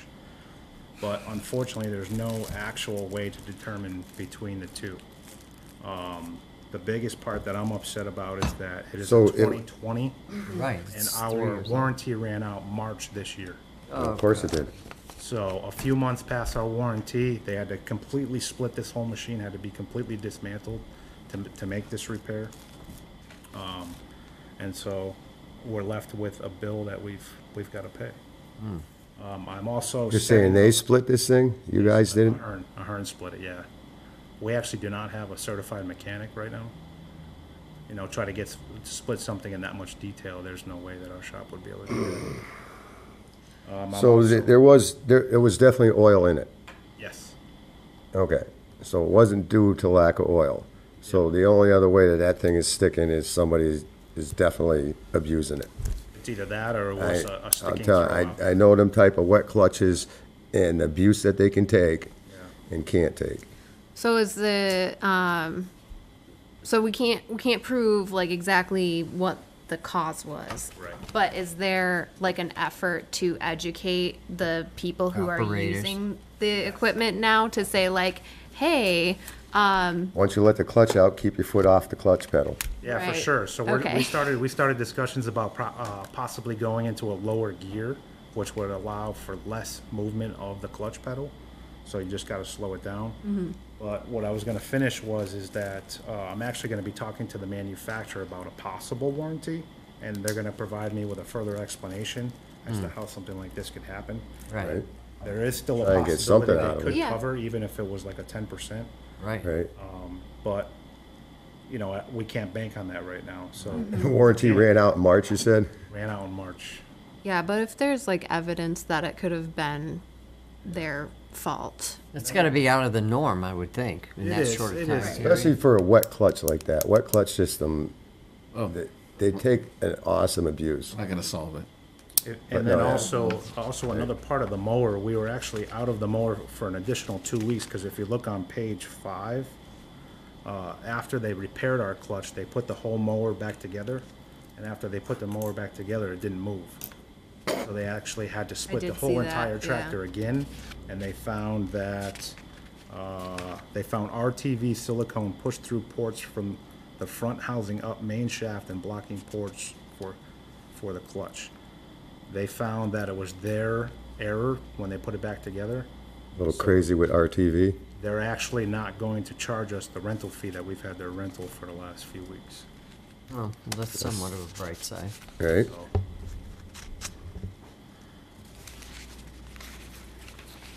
Well, Okay, well, we need to get it fixed, so. Yep. All right, do you have, let me find the resolution. I've got it. Okay, great. Go ahead, Oh, yeah. Town Council Agenda, August 14th, 2023, Resolution 2024-2. Purpose to approve a transfer from stabilization for a clutch repair on a tractor. Motion is to approve a transfer of $27,492 from stabilization fund to a capital project account for clutch repair. Motion by Bob, Motion by me. second by Jessica. Discussion, all in favor? Aye. Opposed, abstentions. Thank you. I'll follow up with the warranty information. Yeah, great. Yep, Okay. thank you. Thanks, My Mitt. next real quick, are we advertising for a mechanic? We are. We're actually waiting for something Okay. to be approved first. We have to approve the, Okay, cool. Okay, next is sir. resolution for Duke Track Project Change Order $43,350 from ARPA. Yep. And this is Stephen Corrigan from. President of Mountain View Landscape, general contractor for the project. Hi, How are you? good, how are you? Good, thank you. So, Ryan, do you want to start with this, or you want me to just go right from the top? Right from the top. Okay, so we have a request in for 3 items for a change order on the Duke Field project. I'll start with the smaller ones first. The first one is for adding a drain to the sand pit area that's being installed. There is not a drain shown on the drawings. From our experience of our building athletic field complexes over the years, we feel that it's very good idea to put a drain into it, otherwise your sand's gonna get wet and mushy and the drain will go into it. So we can tie the drain right into the new system that we put in, and I think that was $1,600. The other cost, $5,750, is some retrofit to the existing water line that we encountered that was not in the location shown on the plans. And we have to add, what do we have to add there? We have to repair 60 feet of 3/4 inch water line, cap the existing 2-inch line, and install an adapter, and then revise the model of the drinking fountain to be frost-free. That way that drinking fountain will drain in the wintertime. So wait, and just really quickly, so in addition to this not being in the location that all the plans and everybody thought it was some type of ad hoc jury-rigged thing, right? Because this is a 2-inch line coming down into a 3/4 inch. Correct. And that connection, Mike Piota was telling me, was like he had never seen before. Yeah, the connection was not what you would use as a standard connection today. Yeah. So it was something that was done when the track was built at that time. And then the last item is a proposal to replace the existing irrigation system in the field. I have a memory stick to show some pictures. Is that good? Yeah, should. Where do I go here? Just any one of these? Except we shut the TV off. So, here, let me do it. This one? Right here? Nope.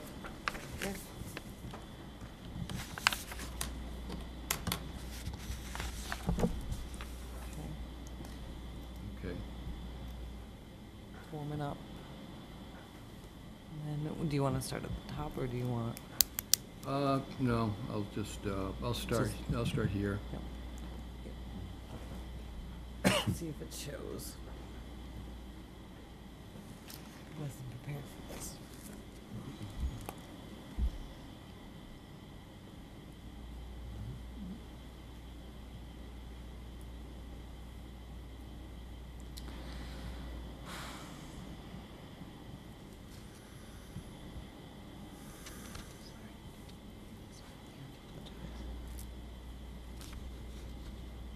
They're probably opening it up. No, it's just not showing up there. I don't know why. Mine's good there.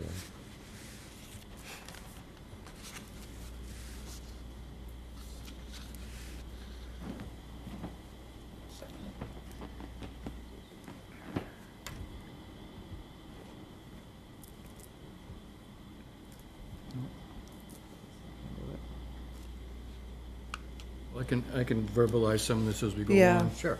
There's an existing irrigation system on the field.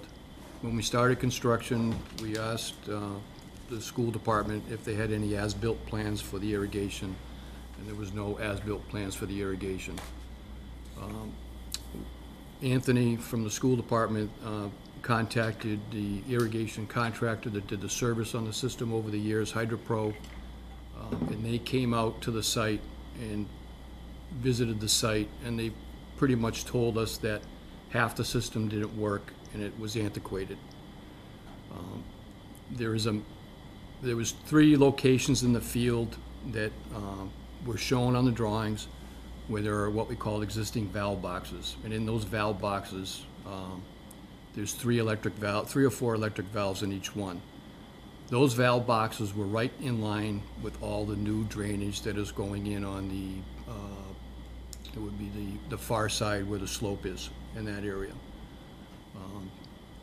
We dug around the valve boxes, located the main line piping, which is a 1.5 or 2 inch pipe, smack right in the middle of the line that we had to go down 5 to 6 feet for the new drainage. There was no way to salvage that main line pipe.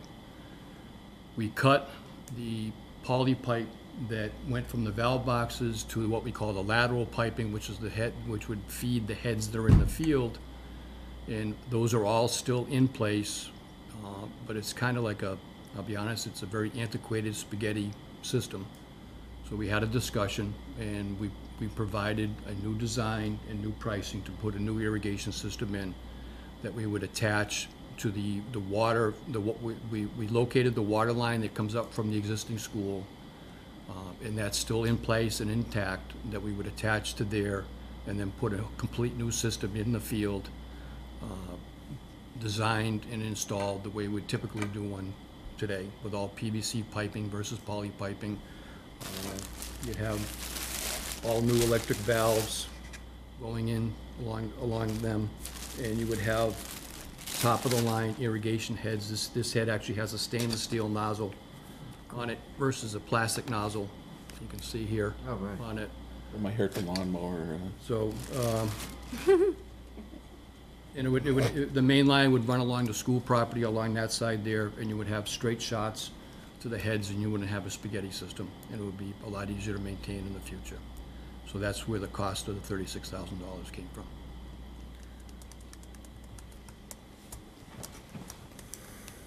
Wish I could. I can leave this with you, Ryan, and then You want me to send it out to them? Yeah, they Yes. could see the pictures, and if people have comments, it's pretty obvious when you see the pictures. You'll see the valve boxes there, Right. and you'll see there's a picture in there that actually shows the new drainage line in with the 3 feet of stone around the whole thing. That it was exactly where that main line used to be located. Okay. I think what's up, what is concern, like, I get it, and I've seen the emails, like, back and forth between you and Ryan as far as, because I was the one asking all the questions. It's just, Frustrating, it's very frustrating that everyone to say the knew least. that there was a sprinkler. I know you just bid on the job, and I get that, but the engineer knew that there was an existing sprinkler system. It came up when we first started talking about this project. I was up there walking the field with them. Like, it definitely came out of my mouth. They understood. My understanding is that sprinkler system was used last year. So, now I'm hearing, well, half of it didn't work. That's not the information that I received. My information was that it was functional and it was working. So it's very frustrating to me that, this project, I don't understand why that wasn't addressed in the project when it was put out to bid, so that we had like a good cost estimate of what replacing the system was. Again, I'm not blaming you, it's just frustration of this project. And I guess, at this point, it doesn't matter, because if we want a sprinkler system up there, which I believe we do need, Right. And you're gonna spend this kind of money now, it's foolish not to do the do whole it thing. proper. Yeah, I'm not gonna, Correct. I'm not gonna attach it to garbage, like, I understand that, but it just, Right. you know, it just seems like how something is functional last year and then now is not, like, I understand, like, it had to be done, like, it was in the wrong place and all that, but I just don't understand, like, could it have been designed differently around the existing? It could not have. You would have encountered the irrigation no matter what. Regardless. Okay, all right. And the irrigation piping is much shallower than what we needed to do for the drainage, so you would have, I mean. You would have hit it. I don't know if you were up there during some of the construction, but I have these not trenches gone were up. 3.5, 4 feet wide, Yeah. 4.5, 5 feet deep, that Yeah. 24-inch pipe on the bottom of it, and you got a 1.5-inch pipe above it. I'm always just about, you know, look, if the irrigation system needed to be replaced for, you know, to put the drainage in and do all that, I would have rather had been told up front, you know, look at, we understand there's existing irrigation system, however, for this project, it can't remain intact, and we're gonna have to do something, and know when we approve the project cost that it was another $36,000. So that's just my frustration, but, like I said, I'm not gonna have the project continue without an irrigation. My other question to you would be, you know, like, how is the project, going, and how's the timeline, and where do you see this, We're on schedule. even with the irrigation Yeah, issue? that won't be a problem. And we're within the field, so we'll be able to do that even after we pave the track. Right now, we're looking at as of today, and you'll see some of the pictures, there's 3 drone pictures in there from a month apart each. That you'll see what the site looks like. But as of today, the track area is down to subgrade. We have 98% of all the new drainages in. We have the wall area, the large wall area is excavated down to the subgrade of where we need to be. That was another big question, if there was gonna be any unforeseens in that area, but it looks like we're gonna be okay. There's, most certainly, there's a lot of water in that back corner. But the new drainage is picking it all up. So we'll start the base of the wall construction this week and get the wall going on there. In the meantime, we'll continue bringing gravel in for the track. They're doing what we call the ACO drain, which is a perimeter drain around the field that will, the water on the track will shed into the ACO drain, into the drain system. So right now, the schedule is we're looking to do the paving of the track the latter part of the week of Labor Day or the following week. And then the track has to sit for 21 days before we can do the rubber surface on it. So we feel, barring any crazy temperature, cold temperature stuff, in late September, we should be able to get the track surfacing in place. And in between that, we'll be doing all the finish work and cleanup work. And the size of the pipe that's being put in is big enough to, like, I mean, obviously, like, we're getting, like, a lot of rain lately. It seems like rain is the new thing. And I know, like, It's been obviously April all year. Huh? It's been April all year.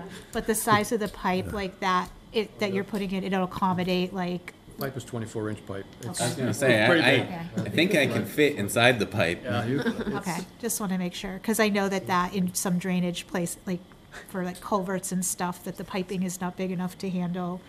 Each section was as tall as me, easily. Okay, I wanted to just make sure we're not going to have any issues down the road. Yeah.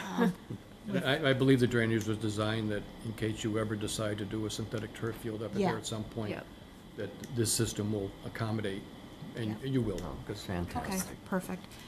Okay. Bob, you want to read? Did you already read that? I'm No, sorry. I didn't. That's okay. Great, go ahead. Town Council Agenda, August 14th, 2023. Resolution number 2024-3. Purpose is to approve the use of ARPA funds for project change orders in the amount of $43,350. I'll make the motion to approve a transfer of $43,350 from the ARPA account 241-23021 to Duke Track Repair account 306-3012 to fund project change orders. Second. Motion by Bob, second by Jessica. Any further discussion? All in favor? Aye. Opposed? Abstentions? Thank you. Sorry you had you. to sit here so long. Yes, thanks. Have a good evening. You too. Thank you. Thanks for keeping us on track even with that. It's where we need to be. No pun intended. Well, yeah, sorry. Bada boom. He'll be here all night. Wow, rim shot, and I didn't Have try. been here all night. Any other You didn't even try, Bob. No. new business? No? Or subcommittee reports, you mean? Huh? Oh, no, never mind. Subcommittee reports, I don't believe there are any. Town managers report, Ryan. Thank you, Madam President. So the new assessor, Rachel Carney, introduced herself earlier. I'm glad she was able to come over and do that. So look, happy to have her on board. I've seen a lot of communities have assessor changeovers, and finding a new assessor can be difficult. So we were very fortunate to be able to make kind of a seamless transition. Rachel was able to meet with Carrie Ann and sit with her. So that's really good. A couple of very positive things. So we got a letter from the new Executive Office of Housing and Livable Communities. So just a little background on this. Palmer used to be a mini entitlement community with community development block grant funds. That meant we got automatically $825,000 without really having to apply for it or do anything competitive. But that went away because every couple of years, the state looks at the metrics that mean tests what allows you to be a mini entitlement community. And we sort of got knocked out of it for a very arbitrary reason. I kind of learned what I should do next time if they try to propose that again, although I feel like we will definitely meet the metrics to get back into the program. But being outside of the program, they were going to offer us a $625,000 sort of transition grant, or they said you can apply for the full $1.3 million, but that's competitive. There's no guarantee that you'll get it. You have to have a really good project. John Latour and I, John Latour is the community development director, we met and we decided, let's go for it. Let's go for the $1.3 million.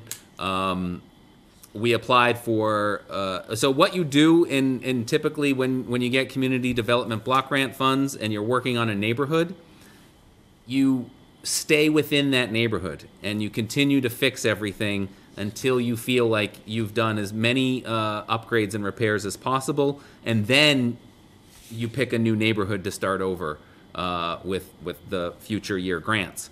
So because we invested $500,000 into Hernevitz Park and Three Rivers, we felt that's the neighborhood we should keep investing in. That's where we made our project application for. And the project application is to reconstruct Maple Street and Maple Terrace.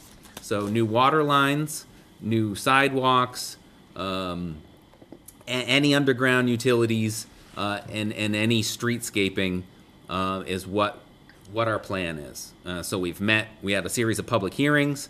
We met with the Three Rivers Water District, and so we know where all the infrastructure is to the best that they know where it is, and we put in our application and we were successful. So I think that I want to give all the props to John Latour. He's the one that wrote the application. And that's $1.35 million coming into the town. Let me see, what else did I have on here I wanted to talk about? Oh, here it is. So as our recreation director mentioned earlier, we have this Trails volunteer group. And so they've already been going out and doing things. Some people had gotten back to me that well, some of our trails are very well maintained. Some of our trails, especially due to the wind and storms that we've had, have downed trees across the trail, broken limbs. So I've asked the recreation director to look at what type of forestry resources or what it might cost to get a professional out there, take a look at what we can do, what's beyond our capability to do, and what we'll need to get a contractor out there. But so we have a great volunteer group. They're out there working on trails, but we also are taking a look at what they can't do and what we as a town have a responsibility to do, and we're going to get those blockages off of those trails. And that's really. Excuse me, Ryan. Yep. As far as you're talking about whatever trees are down on the Madura trails and them systems there, Mm-hmm. I'd like to be kept in the loop because, quite frankly, I know people in the tree industry, and I can't foresee anything that with a person that knows how to run a chainsaw that we would have to be paying people to do this. You know, you allow somebody with a quad to be able to go out there with a chainsaw. Yeah, and, if they want to join if they want to be you a part know, of the trails group, sure. So kind of keep me abreast there before we go spending money. No, I agree. Yeah. Yeah. I think my son has a quad and stuff, and you know, he's in the industry, and I would go out actually even with him or something, and I don't like having to hire somebody to do stuff that can be done by us. Yeah, happy to keep you in the loop. Just wanted to quickly talk about something in the police department. So on July 31st, I reappointed, well, it says appointed, but it was a reappointment of Anthony Tintillo to the position of full-time police officer. So, you know, every now and then, folks, you know, look at different opportunities in different communities. And some communities routinely lose police officers right after they're trained and out of the academy, and it becomes kind of a revolving door. You know, for a little while, I think that was happening to us, but we've made some changes. Chief Burns has updated some policies. Amazing work to make sure that we have a professional police department and the officers feel supported. Officer Tintillo decided that Palmer really was his home, and he came back to us. And he was a great officer. He's already trained, so it won't cost us anything additional. Happy to welcome Officer Tintillo back. And with that, that's all I had, unless anybody has any questions. I have a question. Sure. Chase Field. Yes. I think I was at every meeting. I don't recall discussing this to this degree. So this is out to bid. I don't recall talking about restoring a baseball diamond, adding one, or doing fence at 3 separate locations. Did I miss something? I'm quite sure it's been talked about before. To that extent. We had some cemetery fencing that needs to be repaired at Oak Knoll Cemetery and then Four Corner Cemetery. And then there was the discussion about restoring the baseball fields up at Chase. That also requires some fencing. So at that level, instead of trying to get separate bids for separate fences, especially where if it goes forward and you get a vendor to do it, you really kind of want them to only come out and mobilize once. If we're going to do that much fence work, I just felt it was smarter to put out all of the fence work as one invitation to bid. I did write in that invitation to bid that we don't have to accept any of the bids, or we can reject any of the bids if they're not in the best interest of the town. So it's primarily to get us more holistic pricing on what it would be to dispose of the damaged fence and install new fencing. I just don't recall the council as a body having the discussion to even put this out to bid. Did I miss that somewhere? I guess I'm confused to why you proceeded to put this out to bid before we even authorized you to do so, apparently. I think he's just getting prices. Yes, that's all I'm doing. I'm just getting prices. If we want to do X, But we Y, didn't Z. even have a discussion as to,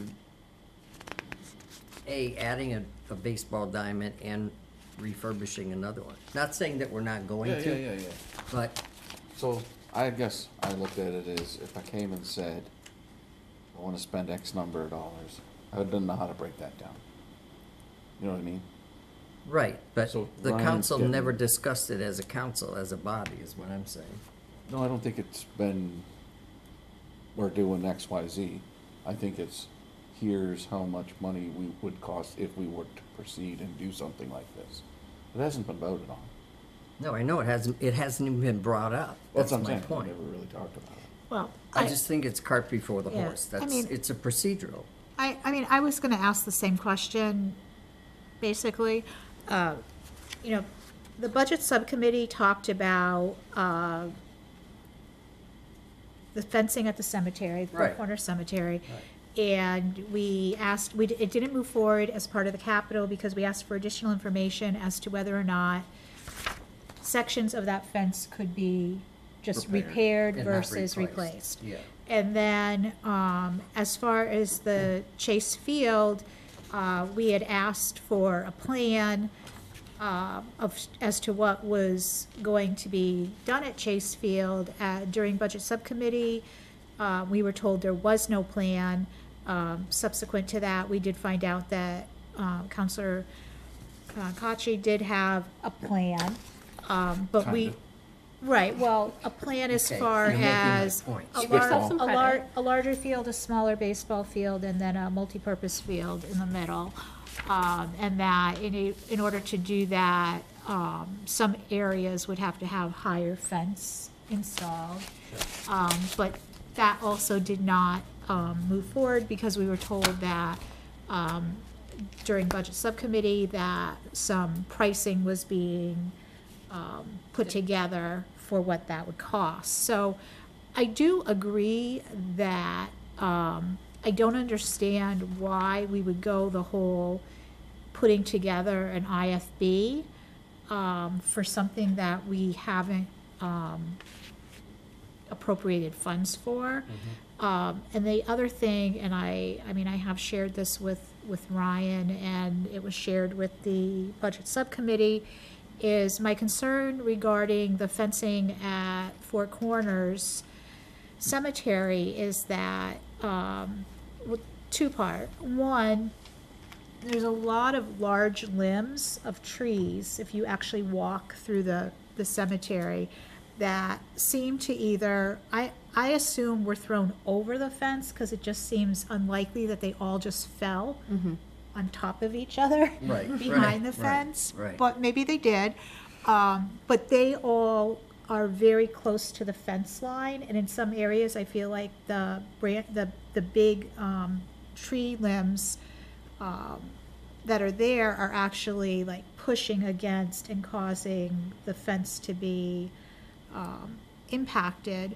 Additionally, from the time I had walked the cemetery to look at the fence during Budget Subcommittee, probably like a week and a half to 2 weeks later, when I was driving by again, there was a very large limb that fell in the same area on the track side that was like barely made it over the fence, but was it looked like from the road. Actually, I did drive in, but I didn't get out of my car. It was actually on some of the stones. So, you know, my concern is that I don't want to see us purchase fencing before we deal with the issue of the trees, because it's Right. not branches falling, it's big Limbs. Limbs. limbs. Limbs. So I would have preferred some, like a plan and some additional information before we got to the point of putting together invitation to bid. And then also my understanding was, and if I'm remembering wrong, you know, correct me, but I was under the impression that Oak Knoll was not going to be done this year, that was a project for a subsequent year, because the fence is still there. It's just, there's like stuff cut into it, which has been there probably for the past 10 years. So anyway, that was my recollection. So I just don't understand, like I understand like having a company come out and giving you like a ballpark estimate of what something might cost, but I don't understand going through the whole, you know, writing an invitation for bid and actually the cost of doing it and the time. So anyway, that's just my, Well, because it gets us more accurate pricing. It includes prevailing wage pricing in the invitation to bid. Somebody comes out and holistically looks at everything, and you get, again, one price and economy of scale. well, you and I are gonna have to agree to disagree on this one, because. Same. But that's fine. So anyway, I guess we'll have more information in September, after And September we even 7th. kind of, I think I was there today, you were discussing the concerns about the limb, whether even fencing along that Is necessary. side is necessary. And then I kind of remember driving by and looking, the further side, all that fencing seems to be like behind a person's house and whatnot. You know, On where the far side, yeah. Yeah, That, exactly. for sure, there's a house Yeah, running, yeah. but I'm talking the track side in the Right. back, yeah. But, I mean, I think I understand both sides, but, and I do think, like you're saying, if there's not fencing needed there, you know, great. Right. But, Okay. Any other questions for No, Ryan? thank you. Could we just get a quick, so next month we're planning on having the water districts come and talk, a separate meeting? Well, next month, I'm trying to organize the Bondsville Water District and the council have a joint meeting. Okay. And anything back that we can share with all the angry people at us for the brown water in Palmer? So, I attended the last Palmer Water District meeting. I think it was last Thursday. Thursday. Yeah. So I went to that meeting. It was at 2:30 in the afternoon. The Thorndike Water District also attended that meeting. They took a recording of the meeting. So there is a recording of the meeting that could be sent to folks that are interested. 2 of the commissioners were there. 1 commissioner was absent.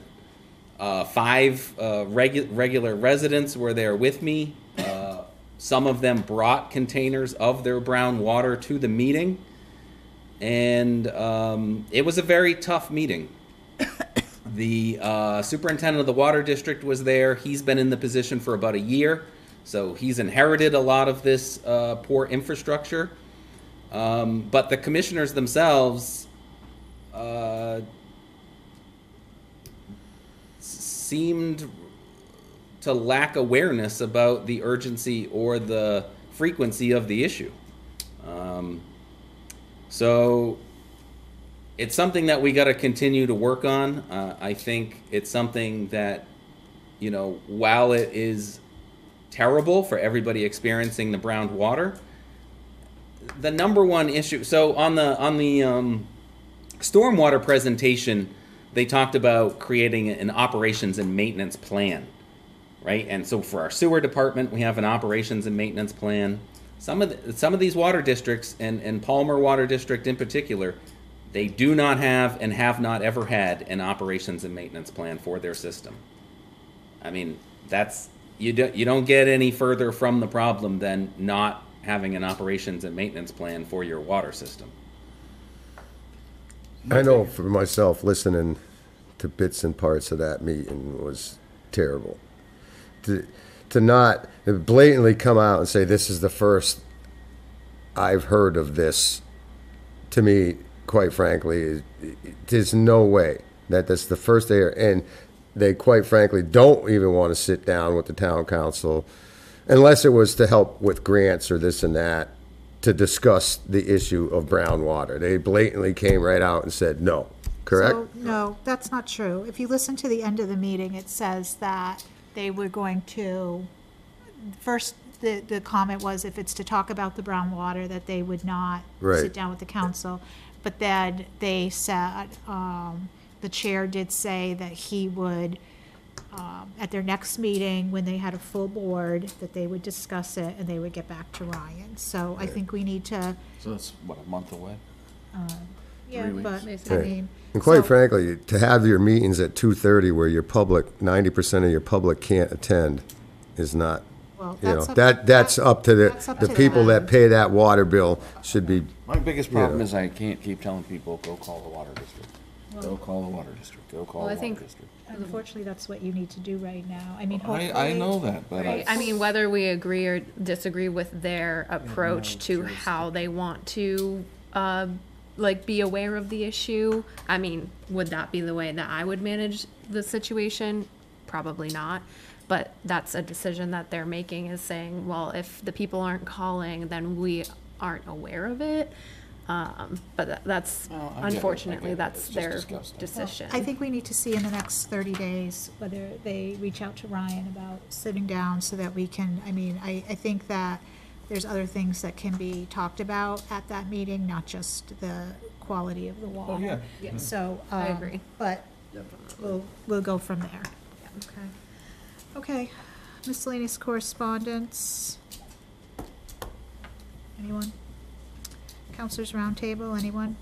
I just wanted to say that the police department's National Night Out went very well. I appreciate the chief's and his department's effort. I'm sure his administrative assistant put a lot of work into that. I think every year it's a really great event, and I enjoy seeing it expand over the years to include more local resources that can benefit a lot of our residents in different ways. And yeah, that's all I have to say. Anybody else? No, same with what Oh, Councilor Sizer said. I knew there was something associated with it. Go ahead. I believe while I was at National Night Out, I noticed that the police department was advertising a sign up for Citizens Police Academy. I haven't heard anything other than from one of the officers who mentioned it to me that they're having this police academy sometime in October. So if that is still something that has an active sign up associated with it, I encourage anybody interested in attending, reach out to the police department Do you know for if more that's been information. advertised yet?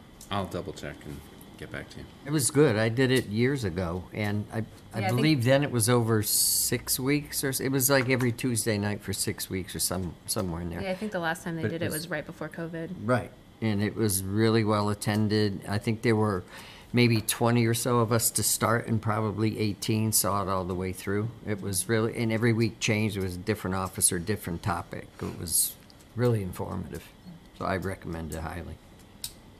Everybody else good? Yes. Friday at the park was really nice. Yeah, it was very good. A lot of people there, different booths. Got to see my brother, who was actually getting really close to moving into the Park Street, the old, further down the Park Street School with his pottery business and stuff. Oh, that's your And- brother? Yeah. Oh, nice. Yeah, Okay. and the young man Sean there, he does all this woodworking stuff, and I tell you, does a lot of beautiful stuff. Good salesman. I actually, even though I got no money to put in it, I bought myself a nice, beautiful little money clip stuff thing. But yeah, it was a lot of different good vendors and the music, and it was good, very nice. It was very nice. Yeah. They did a great job. Okay. Some more food, different food would be cool. Yeah. And that's what it was.